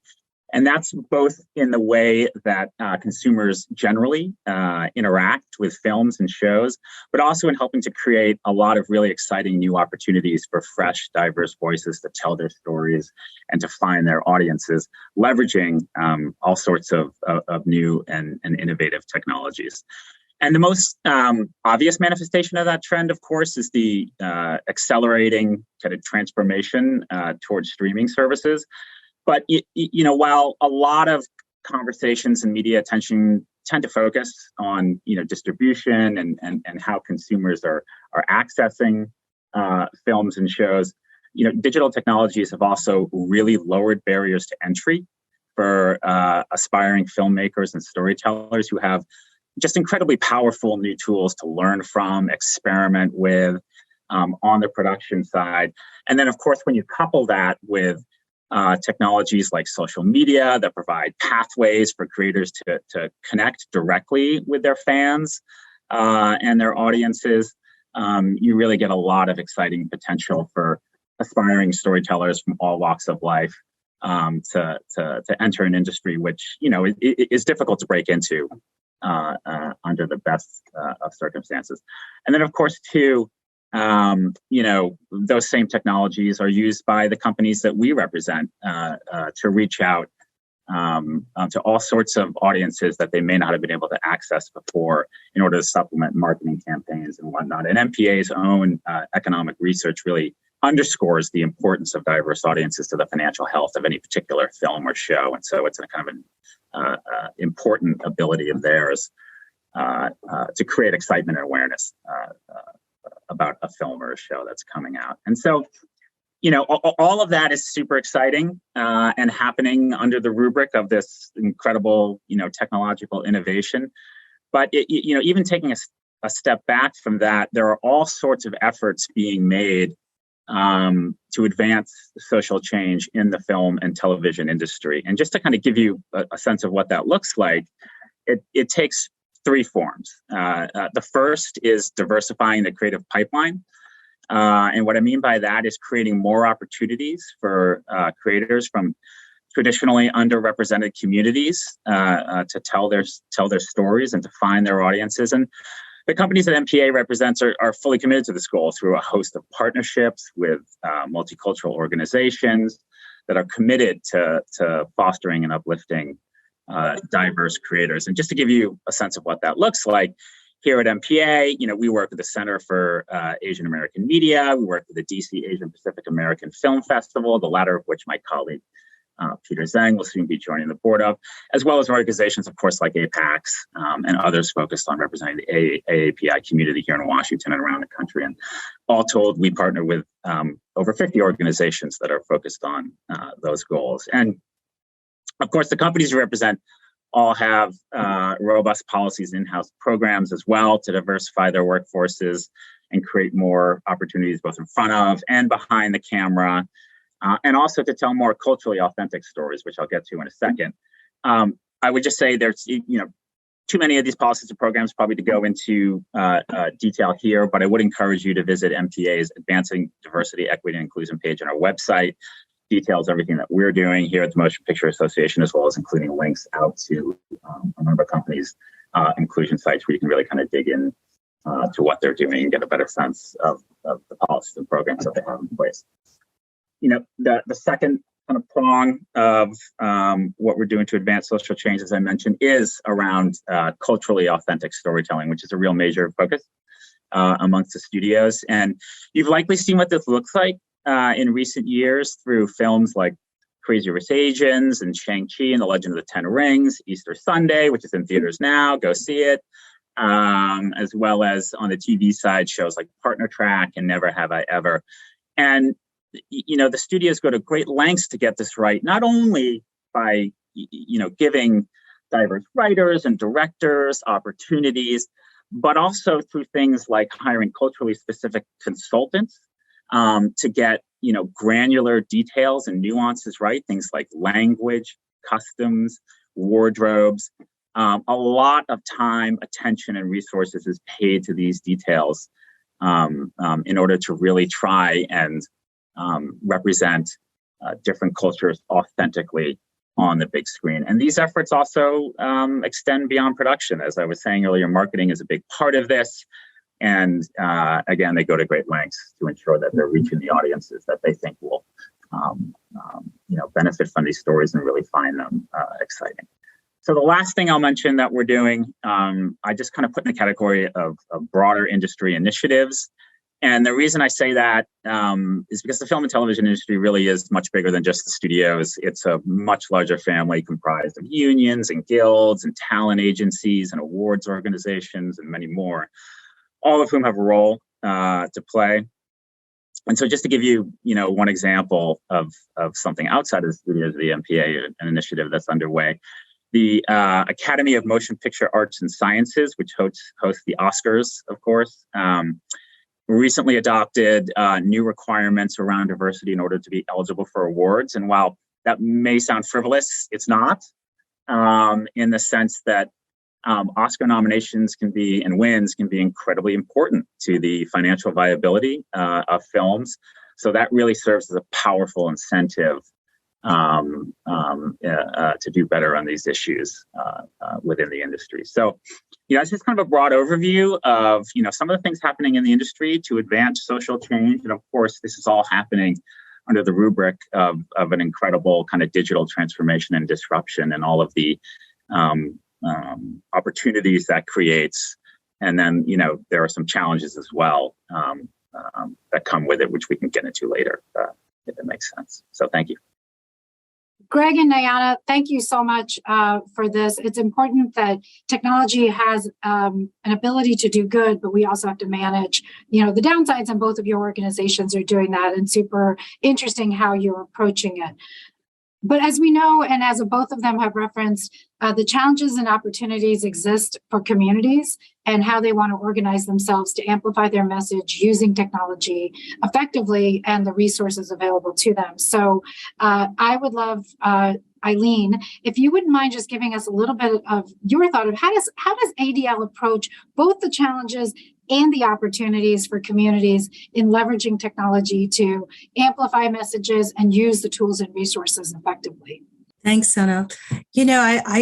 I come from a top 5 website where I was inside, so I've seen what can be good and what the challenges are. Before coming to ADL, I was the general counsel for Wikipedia and the head of its public policy, which I think pioneered the best example of the good that crowdsourcing in the goal of giving free and accessible knowledge to all the world can do. So I am well aware of the good that can be leveraged from technology. As my co-panelists have mentioned, first is the sort of connection. We never were able to connect within our communities and between our communities before the kind of digital tools we had now. So that is fantastic. And it's something that's so necessary so that we can organize ourselves and flex our muscle. I think at ADL, one of the things we're looking at is we approach things by advocacy, research, and also engineering tools. So, for example, we have a machine learning AI tool that can measure hate as defined by the experts in that type of hate and the communities it affects. Because too often, aside from all the other problems the platforms have, they are not tapping into communities who are the ones who are targeted, who experience, who can best identify and talk about the impact of hate. And that's not included in their engineering work. It's not included in their user interface work, in their policy works by and large, or any of their other work. And so it's absolutely crucial that we come together and find each other and seek funding from donors so that we can influence the tech companies themselves, what I call market campaigns, the sort of direct campaigns. And one of the things that's very important there, in which we have to use tech tools, is to talk to the up and coming employees of those communities. A lot of the times, those communities are built, such as Facebook, in a way that their revenues are impervious to a lot of the normal kind of organizing to change things. But what are they scared about? They're scared when the up and coming computer scientists and engineers and other folks that they need say, hey, we don't want to go to a place which more than any other social platform spreads hate and is the generator and the source of the hate and harassment online, as ADL surveys have shown when it comes to Facebook. So I think there's a lot we can do there.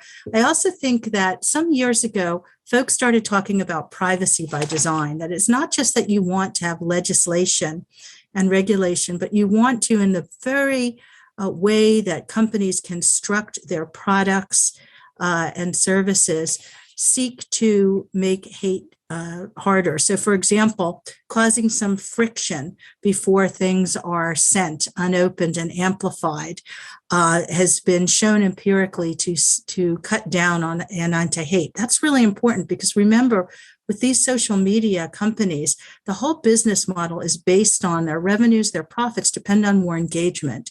And it is unfortunately well known to them and now to us on the outside that incitement, inflammatory disinformation and misinformation promotes engagement more than any other single type of content.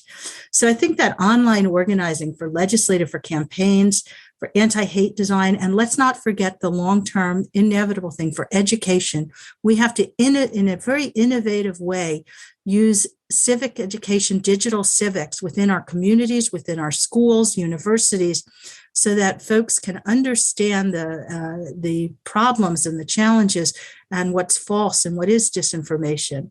And last I'll say is that one of the things ADL is doing, including with some of the communities represented here, is trying to embed members of those communities in our Center on Extremism, which tracks identity-based hate and extremism online. And we're also working so hard to train our machine learning tools to help identify the kind of hate and harassment online that other communities are expert in. Thank you, Eileen, and thank you, Cynthia. I think important topic, and I think something that I'm sure we're going to continue to follow. While technology is important, human nature is the thing we manage too. So appreciate both of you. I want to quickly go, and we only have about 10 minutes left, so I want to make sure we can get to a couple of other questions. But Jenny, I would love to talk to you about it. Like, what are some common mistakes you've seen organizations make in applying technology solutions? You implied a little bit in your opening comments, and what are some lessons learned that you all have had?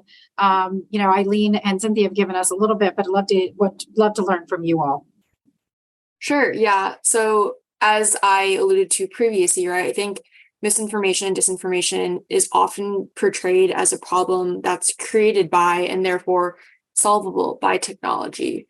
And so I think it's important to remember it's ultimately people who consume and suffer the consequences of these kinds of falsehoods online. So of course, technology is an important aspect of the solution as well, but this idea of technology as a silver bullet to fix the issues is just kind of not very feasible, right? So, for example, just when it comes to mis and disinformation that affects our communities, we like to think of the issue as threefold. So, one of the first issues is language and just access to in language fact-checked resources is often something that members of our community do not have.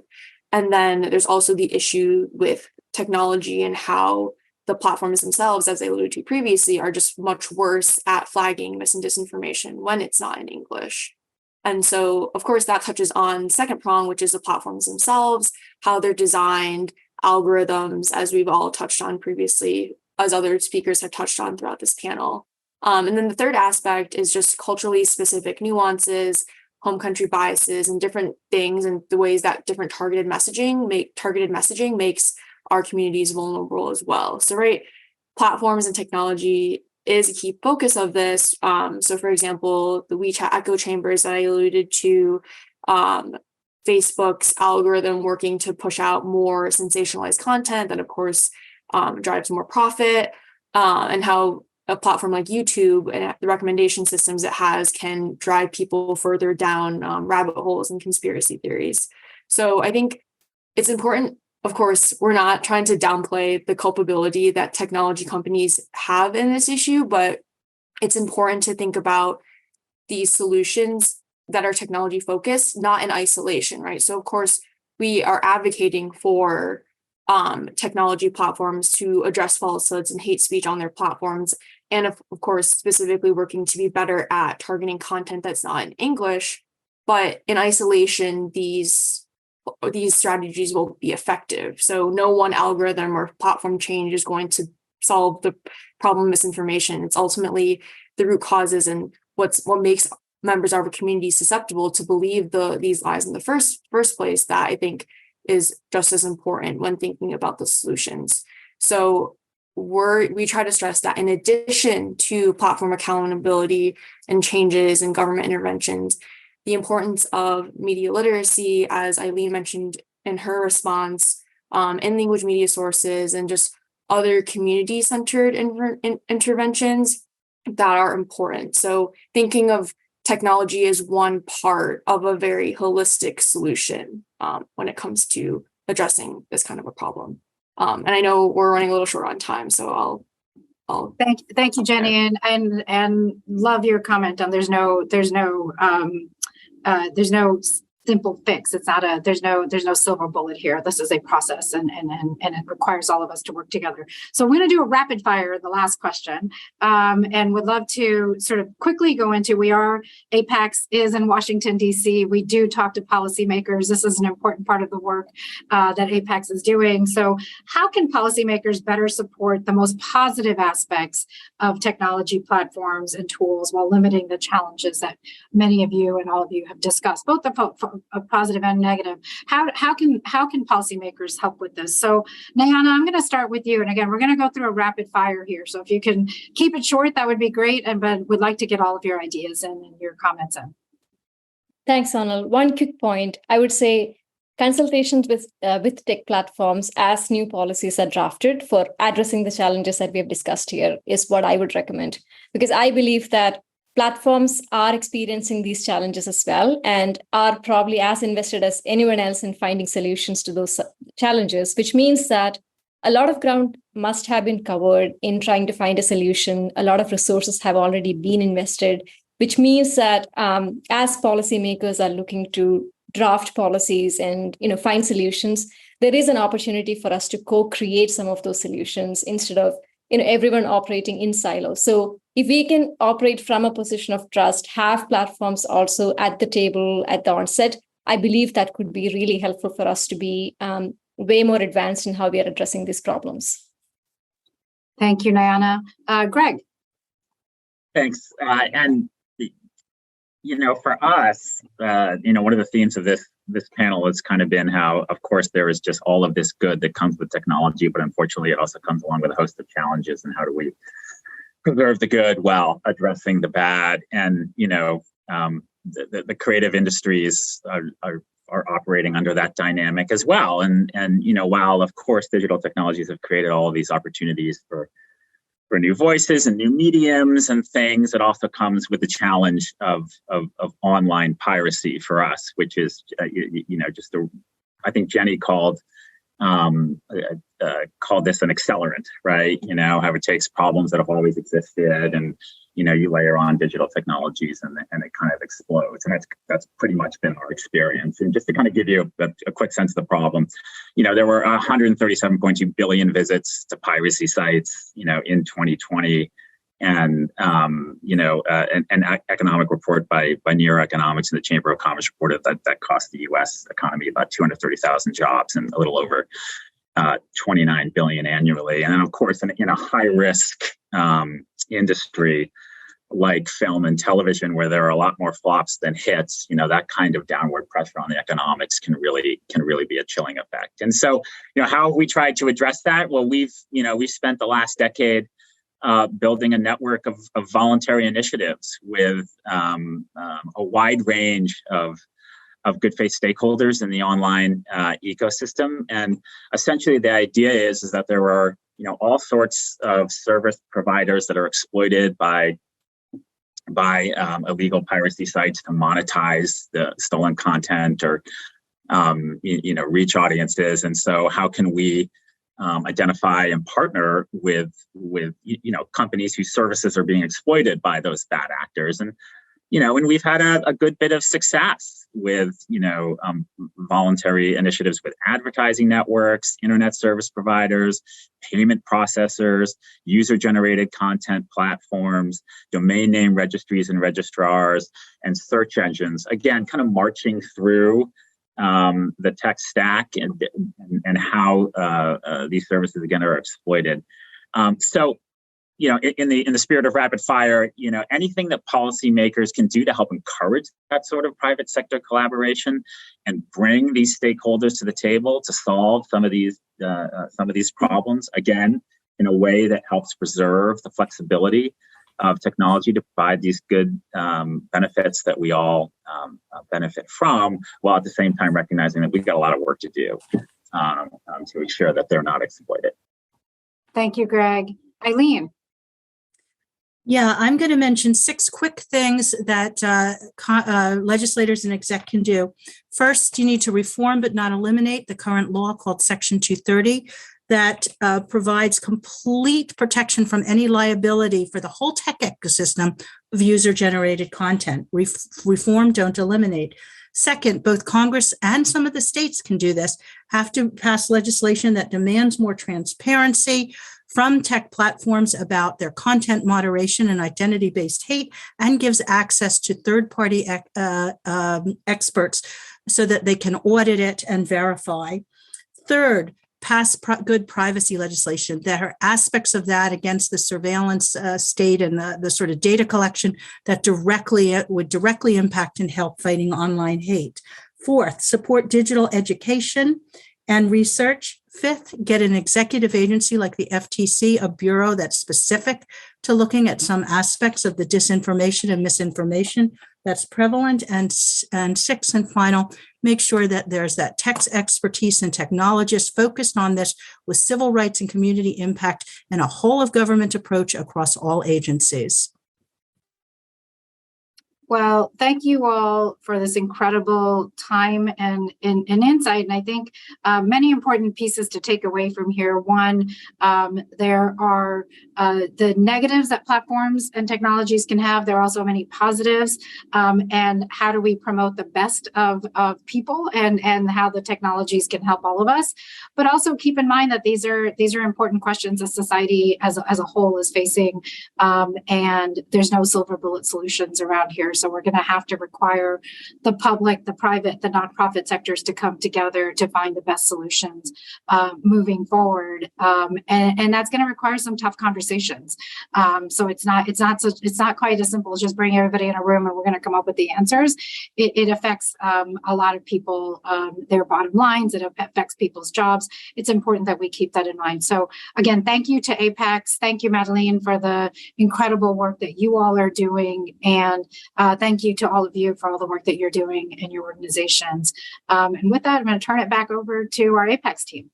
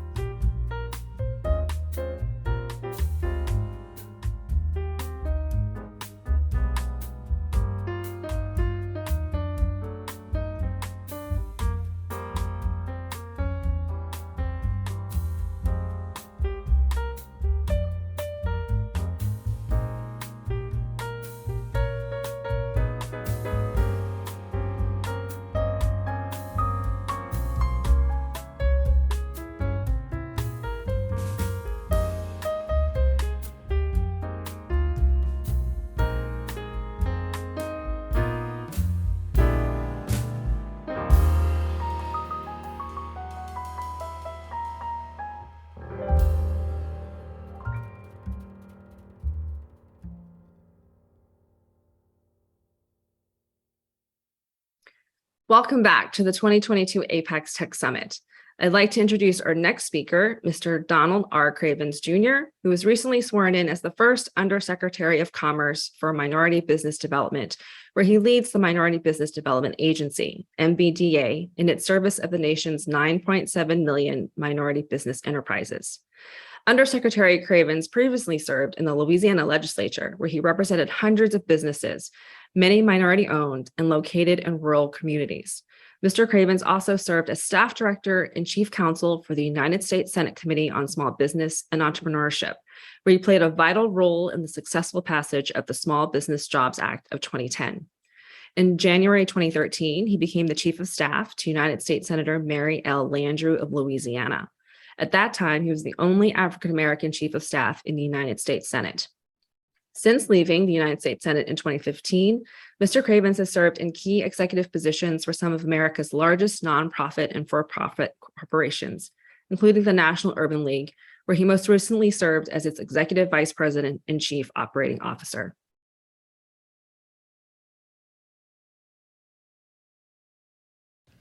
Hi, I'm Don Cravens Jr., Undersecretary for Minority Business Development at the U.S. Department of Commerce. I want to thank the Asian Pacific American Institute for Congressional Studies for bringing together some of the nation's brightest minds to answer a very critical question. How can we use technology to reach our nation's potential? You know, decade after decade, American innovation continues to lift society to new heights. However, the latest advances are only as useful as their accessibility. When nearly 20 million Americans still do not have reliable internet access, then we know we have some work to do. The days of inaccessibility are not yet behind us, but they should be. We have the tools to give every American access to services, resources, and opportunities from their living rooms. But to do so, we need to meet people where they are. Technology is the key to bridging the divide in order to create a more equitable economy and society. Thankfully, help is on the way. The Minority Business Development Agency, along with our Department of Commerce and Biden administration partners, are helping to close the digital divide for America's 9.7 million minority business enterprises, or MBEs. Between the bipartisan infrastructure law and the American Rescue Plan and the other groundbreaking initiatives, the Biden administration is investing over $90 billion in delivering high-speed internet to every American. The Minority Business Development Agency is ensuring we capitalize on the administration's historic investments by narrowing not only the digital gap, but the opportunity gap between minority and non-minority owned businesses. The greatest barrier facing minority business communities is access. Access to capital, access to contracts, and access to markets. MBDA's mission is to not only expand access to these opportunities, but also to break down the barriers holding minority businesses back. Last year, the MBDA began an evolution. In November of 2021, President Biden signed into law the Minority Business Development Act. The law mandates MBDA's transformation into a pivotal leader for the minority business community. Our authority, our influence, and our reach are now elevated to new heights not seen in MBDA's 53-year history. Critically for me, as a native of rural Louisiana, this expansion mandates our presence in rural communities, not just physically, but virtually as well. For entrepreneurs and businesses not near an urban area or an existing MBDA center, the administration's broadband investments will expand access to our services and ultimately expand opportunities to grow. That's what it's going to take. This is how we create a modern economy that gives every business the tools to reach their potential. We need to meet people where they are. Because we all know giving minority-owned businesses equitable opportunities is not just the right thing to do, it's good for business. Closing the opportunity gap between minority and non-minority businesses would add an estimated $6 trillion to the nation's economy. That's the key. Equity in business is the key to unlocking America's economic potential. And with a once-in-a-generation opportunity to deliver for the American people, MBDA is ready to get to work. So thank you again to APAICS and all the participants working to advance minority enterprise. Have a great event. Thank you. Thank you, Undersecretary Cravens, for those remarks. And now for our final panel of the 2022 APAICS Tech Summit. To close us out, we have a panel entitled Exploring How FinTech is Driving Financial Inclusion. This discussion convenes leaders in the financial services community to explore how FinTech can be used to drive social equity as it relates to financial inclusion. Moderating this discussion is APAICS Advisory Board member Irene Bueno. With decades of experience working in and with the highest levels of government, Irene has developed extensive high-level relationships across government, including the executive branch, House and Senate Democratic leadership, congressional committees with jurisdiction over health, education, and appropriations issues, and the Tri-Caucus. Welcome, Irene, and our final group of panelists. Hi, everyone, and welcome to the FinTech Financial Inclusion panel. We will discuss how FinTech has the power to transform the way we invest and bank, and whether it can be utilized for social good and driving financial inclusion in marginalized communities. We have an amazing panel today, so let's get started. First, introduce Daharia Daholia, who is a vice president of Rocket Solar. In his 3 years at Rocket Companies, Daharia has been integral in the redesign of Rocket Loan's unsecured financing platform. Most recently, he has worked with Rocket Solar, which aims to make solar possible for millions of clients by driving a better solar experience, helping them to connect to cleaner, more affordable energy. We're honored to have Mayor Farah N. Khan, who made history in November of 2020, becoming the 23rd mayor of Irvine. She not only received the highest numbers of votes for the position of mayor in the city's history, but also shattered glass ceilings as the first woman of color to hold the position and the first Muslim woman to lead a large city in the United States. Mayor Khan is focused on ensuring that the city of Irvine is a leader throughout Orange County, California, when it comes to innovation and technology, maintaining a healthy environment, combating climate change, and protecting the health and wellness of Irvine diverse communities. We're also joined by Jay Nazo, who is a senior policy manager at Blockchain Association. Jay serves as the association's lead on DeFi, DEI, the metaverse, NFTs, and Web3. Additionally, Jay is a resource for association membership on international, state, and local policy issues. Next, we have Rakesh Goplan, who is a technology and securities lawyer with extensive experience in complex technology and outsourcing deals, public securities issuance, including initial public offerings and public company reporting requirements, private and public company mergers and acquisitions, and other corporate and transactional matters. He's currently co-chair of the firm's FinTech practice and formerly co-chair of the firm's institutional banking practice. Rakesh is actively involved in diversity and inclusion efforts with the firm and the legal community, including through his work as a founding member and current board member of the Charlotte Asian Pacific American Bar Association and as chair of the firm's Asian Law Network. And finally, we have Joyce Penisot, who has over 15 years of experience working with the Asian Pacific Islander community development organizations, including several national capacity members in New York, California, and Washington. Most recently, Joyce worked with the Seattle Chinatown International District Preservation and Development Authority as the director of IDA Space, an economic development resource and design center. So we have a really amazing panel and lots to talk about. So I think let's get started and get into it. So my first question is, how have you seen FinTech used to drive social equity as it relates to financial inclusion? Mayor Khan, can you kick us off? Absolutely. Thank you, Irene. And, one of the basics of FinTech when it comes to equity is making sure that people have access to it. We want to make sure that not only is, it accessible, but it's also available in multiple languages, making sure that when people are reaching out for help, that they're able to do so in the most comfortable way that they can. Not only that, but having that diversity of opportunities for them. It's going to be important to know and understand what community you're serving in order to get the right type of programs in that community as well. So I think, when we talk about diversity and equity, when it comes to fintech, it's really making sure that companies understand the community that they're trying to serve, and at the same time for local governments to be able to highlight the needs of that community. Thank you, Mayor Khan. Jay, would you like to address that question? Yeah, happy to. So I think first it'd be helpful to kind of level set.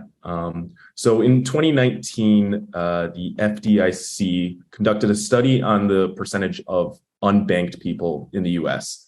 They estimated that 5.4% of all households, so I believe it's around 7 million people, are unbanked. 49% who are unbanked said they don't have enough money to meet minimum bank requirements.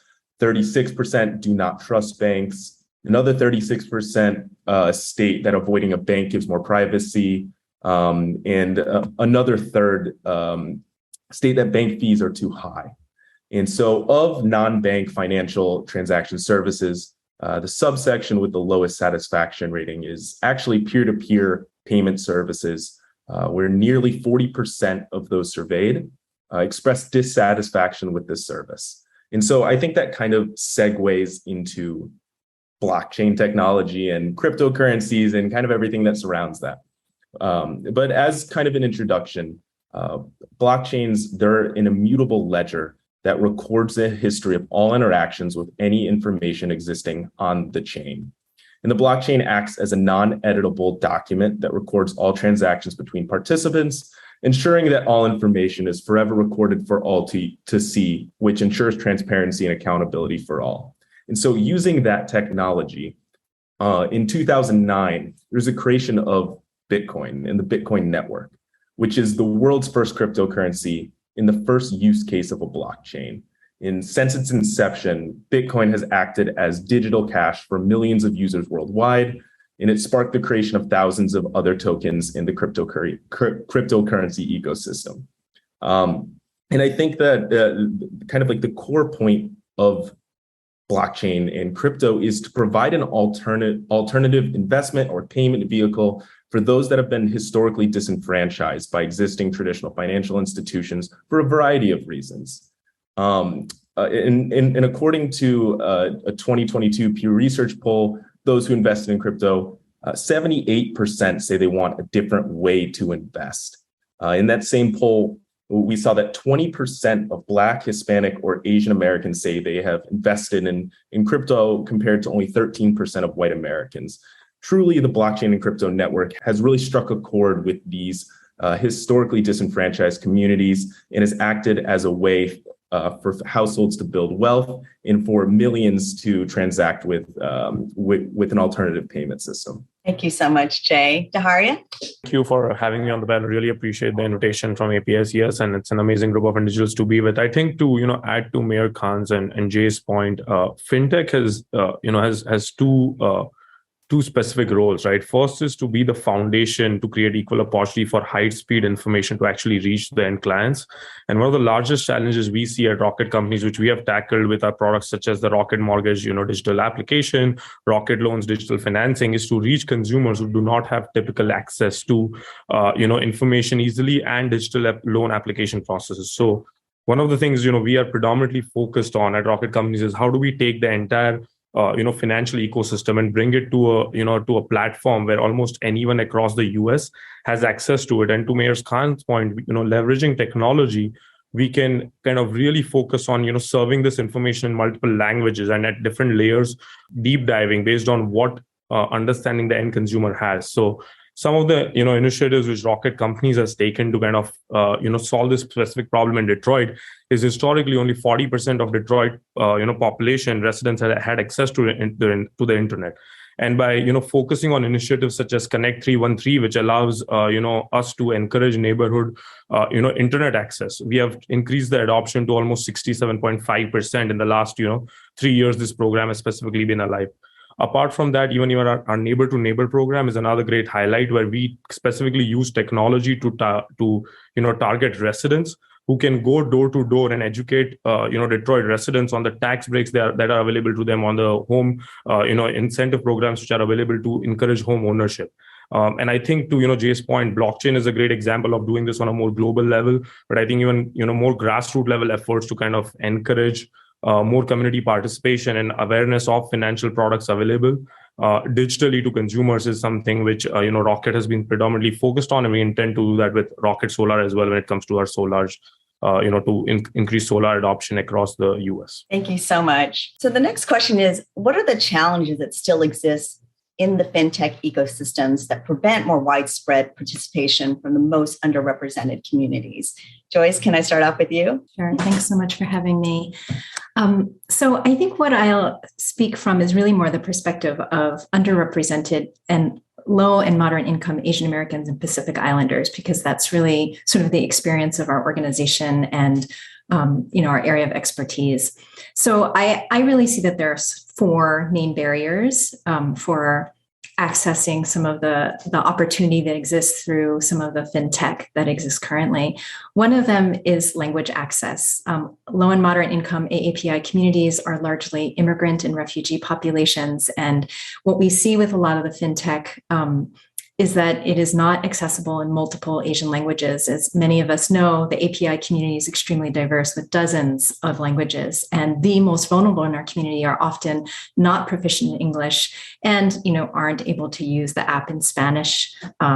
And so in many ways, sometimes the technology just isn't able to really reach out to those in our communities in the diverse ways that we need. I think the second thing that we're seeing is that our communities really still need to build trust, right? Trust with the technology and trust with the financial systems. Many, again, going back to low and moderate income immigrant and refugee communities, they know almost nothing about the US financial system. So how can we expect them to kind of enter into a digital space where they don't necessarily have those relationships or understand, where is my money going? A third and very basic thing is just around technology access. It's whether or not they have high-speed internet or smartphones. Many of the most vulnerable in our communities are struggling to be able to have that technology that they need to function in their everyday lives. And we saw this very, very clearly during the pandemic and continues to be a challenge today. This fourth thing kind of undergirds all of this, right? Which is that we just simply don't have enough good information about the diversity of our community here in the API community, right? Without appropriate data disaggregation and really the sort of details that we need to really understand who is a vulnerable community, how are they accessing, who do they trust, where are they turning? We just don't have enough information to really shape the tools that really reach those who need it the most. Thank you, Joyce. Rakesh, can you answer the same question? Yes, thanks again for having me. I think the one thing from a legal regulatory standpoint that I would add is, data is king, as we know. But there are a number of factors related to the use of data. And, in some industries, there are restrictions on what data you can collect, demographic data, things of that nature, or additional requirements based on whether you collect that data. So carefully analyzing what information you are collecting, what you want to do, what you want to collect, and what you want to do with it is really important. And so it might sound self-serving, but looping in your legal and compliance professionals early and often is quite helpful as you roll out and think about, either product development or product usage on the fintech end. And then once data is collected, we would all hope that it's used for good. But as we all know, there are bad actors out there, or at least those that operate within the gray. And sometimes there is no black or white to some of these usage rules or morals or whatever you call them. And so it's really important to be thinking about, is the data that we're collecting going to be used for fintech products that are actually going to help the landscape or just perpetuate inequities? Thank you. Jay? Yeah, just to briefly add on to those points, really going from Joyce and talking about accessibility, I think that on that note, just the exposure to fintech and the alternatives within the space to traditional banking system or any applications, there's no single like encyclopedia that somebody could look at and figure out what all the alternatives are. I think that the ones that people tend to hear about are the ones that you see ads or on TV or hear from a friend, but that's only showing a very limited scope of all the alternatives and innovations that have existed in the fintech world. And I think that that's a really important hurdle to get over in order for the system really to work for everybody. And then just on top of that, even if you know all of the alternatives, hypothetically, there's still a level of technical literacy and education that is very hard to achieve. It not only in underrepresented communities, but in all communities in general. Tech is evolving and growing so fast that it takes an enormous amount of time and effort and understanding in order to access these applications and innovations that are supposed to be working for everybody. And in the most underrepresented communities that have been historically disenfranchised, that only compounds on top of language barriers and everything else that was previously mentioned. So I think that that's a really important point, the technical literacy and education that needs to be done to overcome these challenges. Well, I think you laid out a lot of challenges and addressed some of the things that need to be addressed. But what are your organizations doing to address some of these challenges? Start off with Daharia. I think that Jay's and Rakesh's point sets me up really well to kind of highlight this, right? One of the things which predominantly the role of fintech has been is to help the underbanked and the unbanked population get access to these tools. And as Rakesh said, data is the new powerful tool which is at the disposal of all the fintech companies. I think when it comes to compliance and regulation, we need to do a better job trying to understand the regulation and ensure that the data is fairly and equitably used to kind of create fair decisions. At the same time, it is our duty as these large fintech players in the space to, really bring this innovation and, these machine learning models, these artificial intelligence systems, which can create personalized decisions to the benefit of the end consumer. So I think, working with the regulators, explaining them our practices, our technology, and how we are really leveraging that to increase, financial inclusion is key to us being able to even, adopt these technologies on a wider scale and truly bring, innovation to the forefront. Now, when it comes to specifically solar, right? Solar is one of the more recent industries I would like to say it, right? It has really gone through a lot of transformation and the information is all over the place. End consumer doesn't really know what exactly is being sold, what exactly he's paying, what is he paying for. And at Rocket Solar, our mission is to simplify that, right? From, bringing tools which can be at their disposal in terms of evaluating their solar projects, what kind of financing is available, guiding the client to ensure he gets what's best for them, and doing this on a national scale. So I think both, partnership with regulators as well as partnership with public authorities to kind of get a little more deeper into the credit decisions, get a little more deeper into the credit worthiness spectrum, and see who can be qualified for better products. Leveraging the machine learning and data infrastructure large companies have is key to kind of increasing financial inclusion adoption across the US and in underrepresented communities. Thank you. Mayor Khan. So one of the things that we at the local government can do is we're in touch with our community on a daily basis. So one of the programs that we initiated in the city of Irvine is called One Irvine. And we did that based off of the idea that a lot of people were not getting access to the resources or the money that they needed to upgrade their older homes. So we took a neighborhood of homes that were basically built in 1975 or earlier and decided to create our own program. And this was really either a grant or a no interest loan for them to upgrade their homes to energy efficient appliances, whether they wanted to put solar on, whether they wanted to change out their lights, even as far as changing out their lawns from grass to more drought resistant plants. And really what we learned from there was that people want to upgrade their homes. They want to build these changes that make them more environmentally sustainable, but they don't know where to go. And so that disconnect is seen all the time. And so what we are really hoping to do is meet the companies, the players that are out there in FinTech, and have them come in and share what they're able to offer our community members to really get the word out that, one, what's out there for folks. Second, what is what kind of accessibility is there for them? Are they local? Are they not local? Are they, again, that language portion is so important, because if they're not able to communicate with you, they're not able to share what their needs are. And so really it's about making those connections happen, making sure that they're educated as well. Before they're going to take any step towards financial movements, they're going to need to be educated. And I think we need our fintech partners to be able to step up and provide that education portion as well. Okay, Joyce? I think just building on that, I really do think that education is a key piece of what we can be doing to really address some of the challenges. National Capacity is both an intermediary and a national policy advocacy organization. And we are doing a lot of education at both the sort of local level and the national level, right? At the local level, our member organizations across the country are educating local community members on, what is fintech? What is the US financial system? How can you trust, these different resources that are available?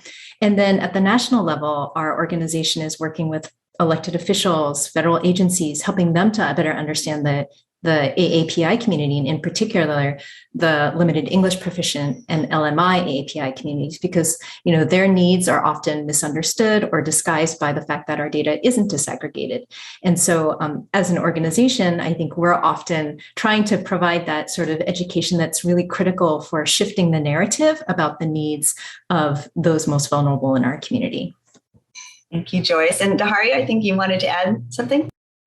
Yeah, I think to Mayor Khan's point, I think the public sector and government partnerships can go a long way, right? Fintech companies such as Rocket have access to the consumer, and consumers reach out to us all the time for different products. Us being able to better understand, local initiatives and incentives available, and state level incentives, federal incentives, and being able to better educate the client on where should they go, what should they look for, and how can they qualify for these grants, these aids, the zero interest loans, is a huge play. And one of the things Rocket is specifically doing in this space is we are creating an extensive database in the solar space of all the local incentives and initiatives available, which a client could be eligible for, and helping the client in an automated fashion understand and qualify for these, and kind of know and educate them on which forms they should fill out, which offices they should go to. But I think there's definitely an opportunity for better public, private, and government partnership to kind of and nonprofits to kind of better educate the clients on what's exactly available to them, because the challenge is usually not that the lawmakers are behind or that the fintechs are behind. It's the fact that education to the consumer is really behind in terms of what they are aware about and what they aren't. So I think that this is definitely a good opportunity for us to jointly collaborate and solve a larger problem out there. Thank you so much. Okay, so our next question, what are some insights, lessons learned, and future opportunities regarding new approaches to driving financial inclusion? Rakesh, let's start with you.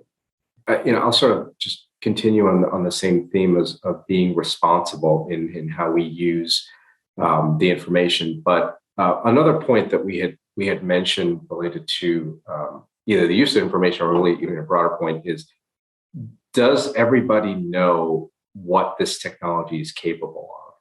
And so it's one thing to bring lawyers and compliance personnel in early, like I mentioned, but it's also, this is changing so often that everyone is behind almost, except the people who are creating the technology. And so particularly in terms of the regulations, all of this innovation is happening at a time when all of the regulators are trying to fit a round peg in a square hole, right? And it is not or square peg in a round. And what's happening is that there are these often antiquated rules that they're trying to interpret to fit the current need. And the current need is actually already behind because the technology has even evolved. And so one of the things that we're seeing is that a lot of these regulators feel like they need to be in this space, and they probably should in some way. But then it's just a battle of alphabet soup of regulators saying, oh, well, that touches my area in this way, sort of. And so everything is, there's a lot of overlapping regulation, and there's a lot of lack of understanding. And yes, the overall macro solution is pass laws and make it clear.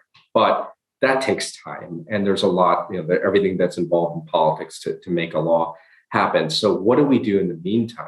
And I think this theme of education that we're talking about is really, really important. It's education to the consumer, education to the business, education to the C-suite, education to and from the legal community.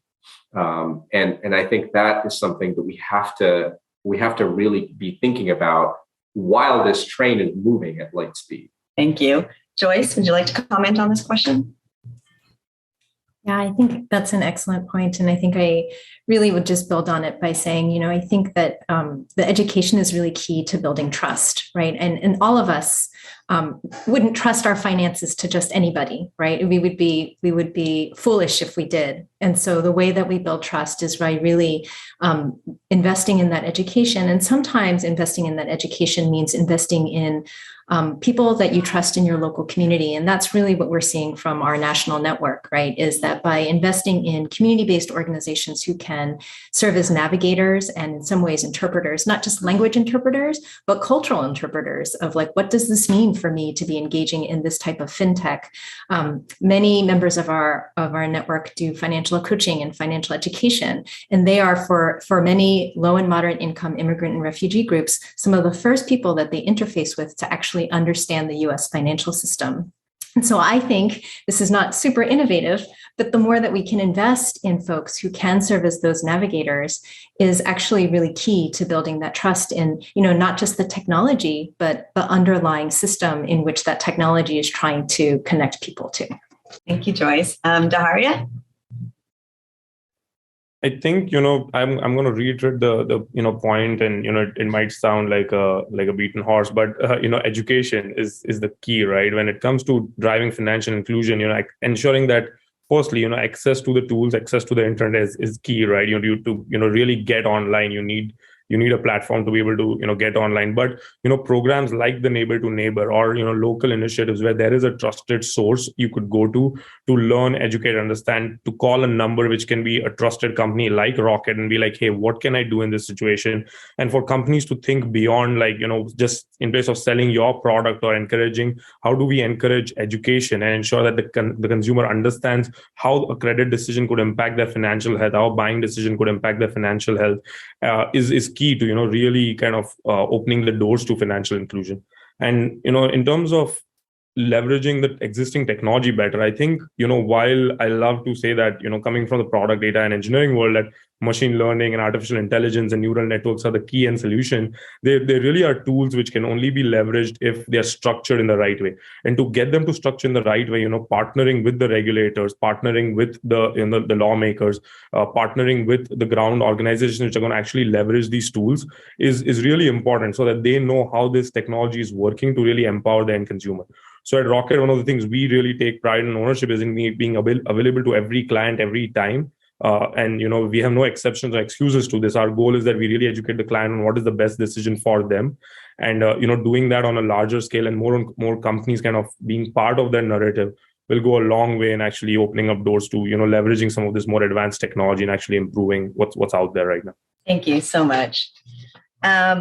So the final question, and we might have time for some closing statements, but so I just want to give you that heads up. But the final question I have for some of you are, how can government and the private sector come together to better support these opportunities? Rakesh, I'll start off with you.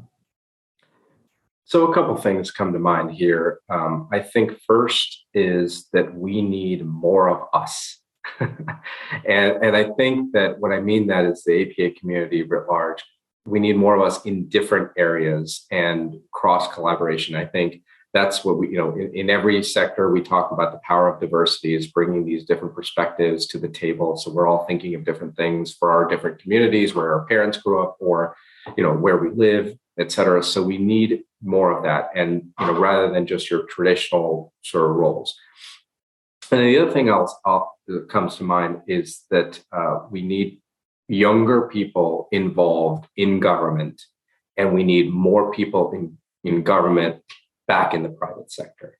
And so that cross collaboration is really helpful. We've had at our firm, several former regulators that have joined our firm, and they have told us all the good things and the bad things about how the regulators are trying to grapple with these issues of equity and of the usage of fintech products.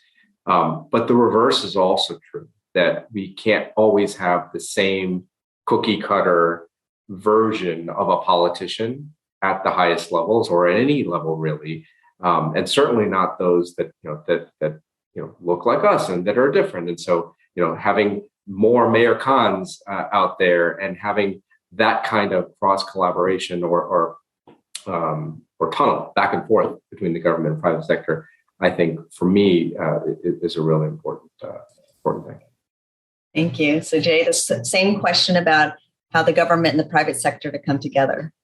Yeah, and very similar answer to Rakesh. I think that we've talked about education this entire time, but I think it's really about building and constructing the relationships between industry and people in the government to not be talking at each other, but with each other to build smart regulation or to build some type of further relationship. Like emerging technologies, everyone understands that it really is within their best interest to have smart regulation to protect their consumers in the industry itself.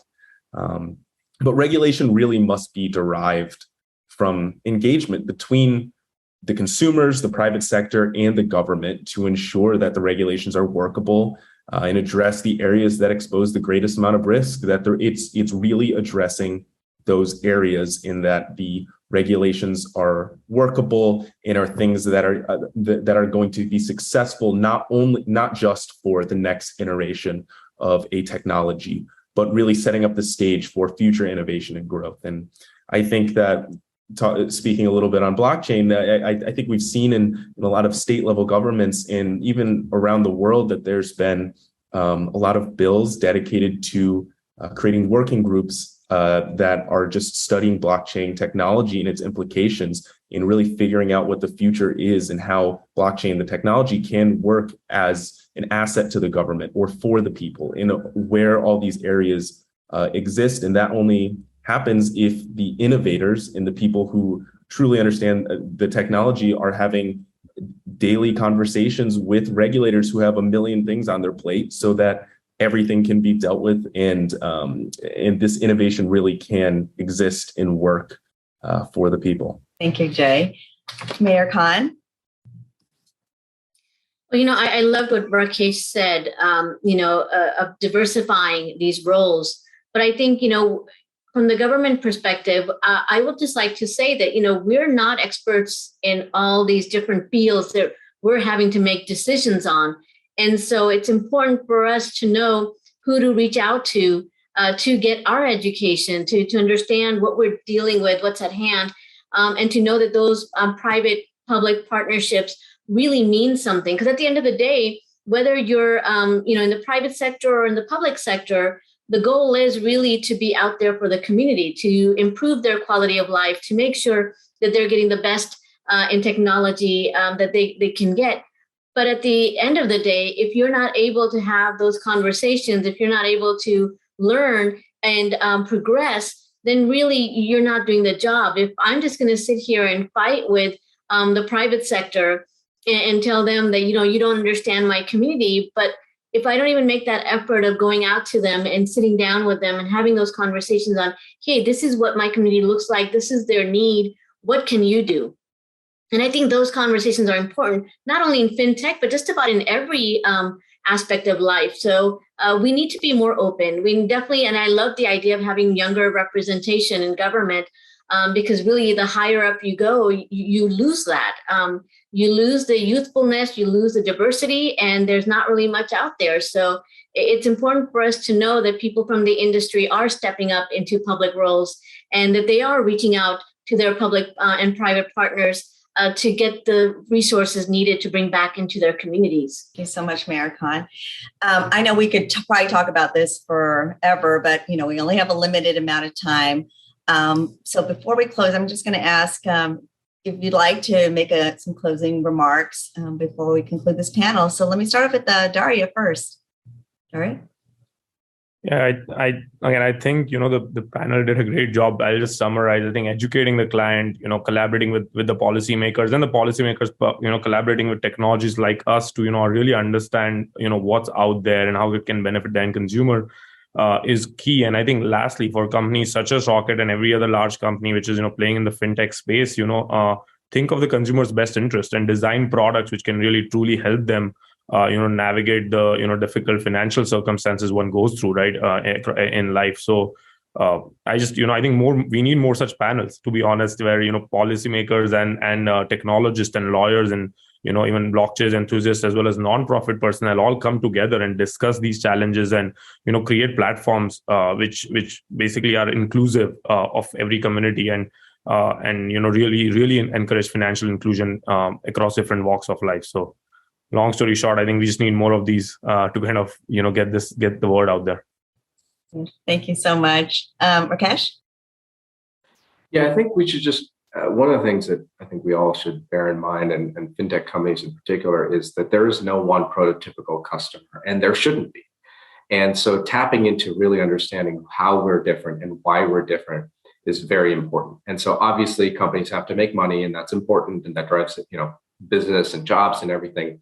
But a component of what I think everyone should do in our respective spaces is making sure that we do think about the underserved, whether or not it is a direct benefit to the bottom line. So, lawyers, we do that in the pro bono space, and companies, a lot of companies do a very good job at corporate social responsibility in that they give money and they donate and have foundations. But what about more about using the actual product itself to enhance that? And I know, Dari, you mentioned that in terms of Rocket's efforts. But if more companies would have that mindset, eventually it might end up being profitable. But if they have the mindset that that is an important goal in and of itself, and it's probably the best bang for their buck, so to speak, to use their product for good, or at least a component of it, or have outreach efforts in that respect, in addition to or separate from the sort of corporate foundation kind of work. Thank you, Rakesh. And Jay?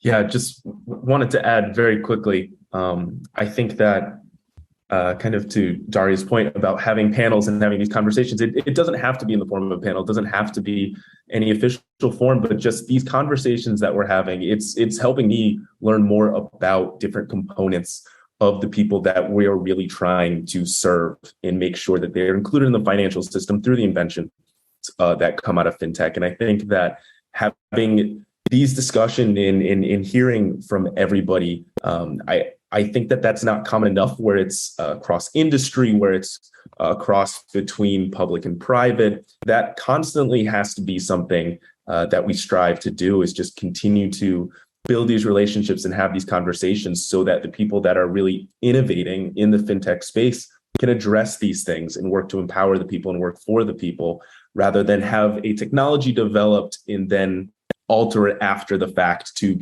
mainly represent people. Have it really come and be created for the people and by the people. Thank you so much, Jay. Well, I want to thank all the panelists for taking the time to be on this panel today. I think it was really interesting and informative, and hopefully these kinds of opportunities will continue to flourish as this technology moves forward. I want to also thank APAICS for holding this session, and for the audience for tuning in today. So thank you all so much, and hope you have a great day. What a great 2 days we've had together. I hope you've learned as much as I have from our amazing panelists and speakers. I'd like to recognize Amazon, our presenting sponsor, as well as all of our panelists, moderators, and partners. Your support enables APAICS to fulfill its mission of promoting Asian American, Native Hawaiian, and Pacific Islander representation and participation at all levels of the political process, from community service to elected office. Please visit www.apaics.org to learn more about our work, and I hope to see you all again for future events.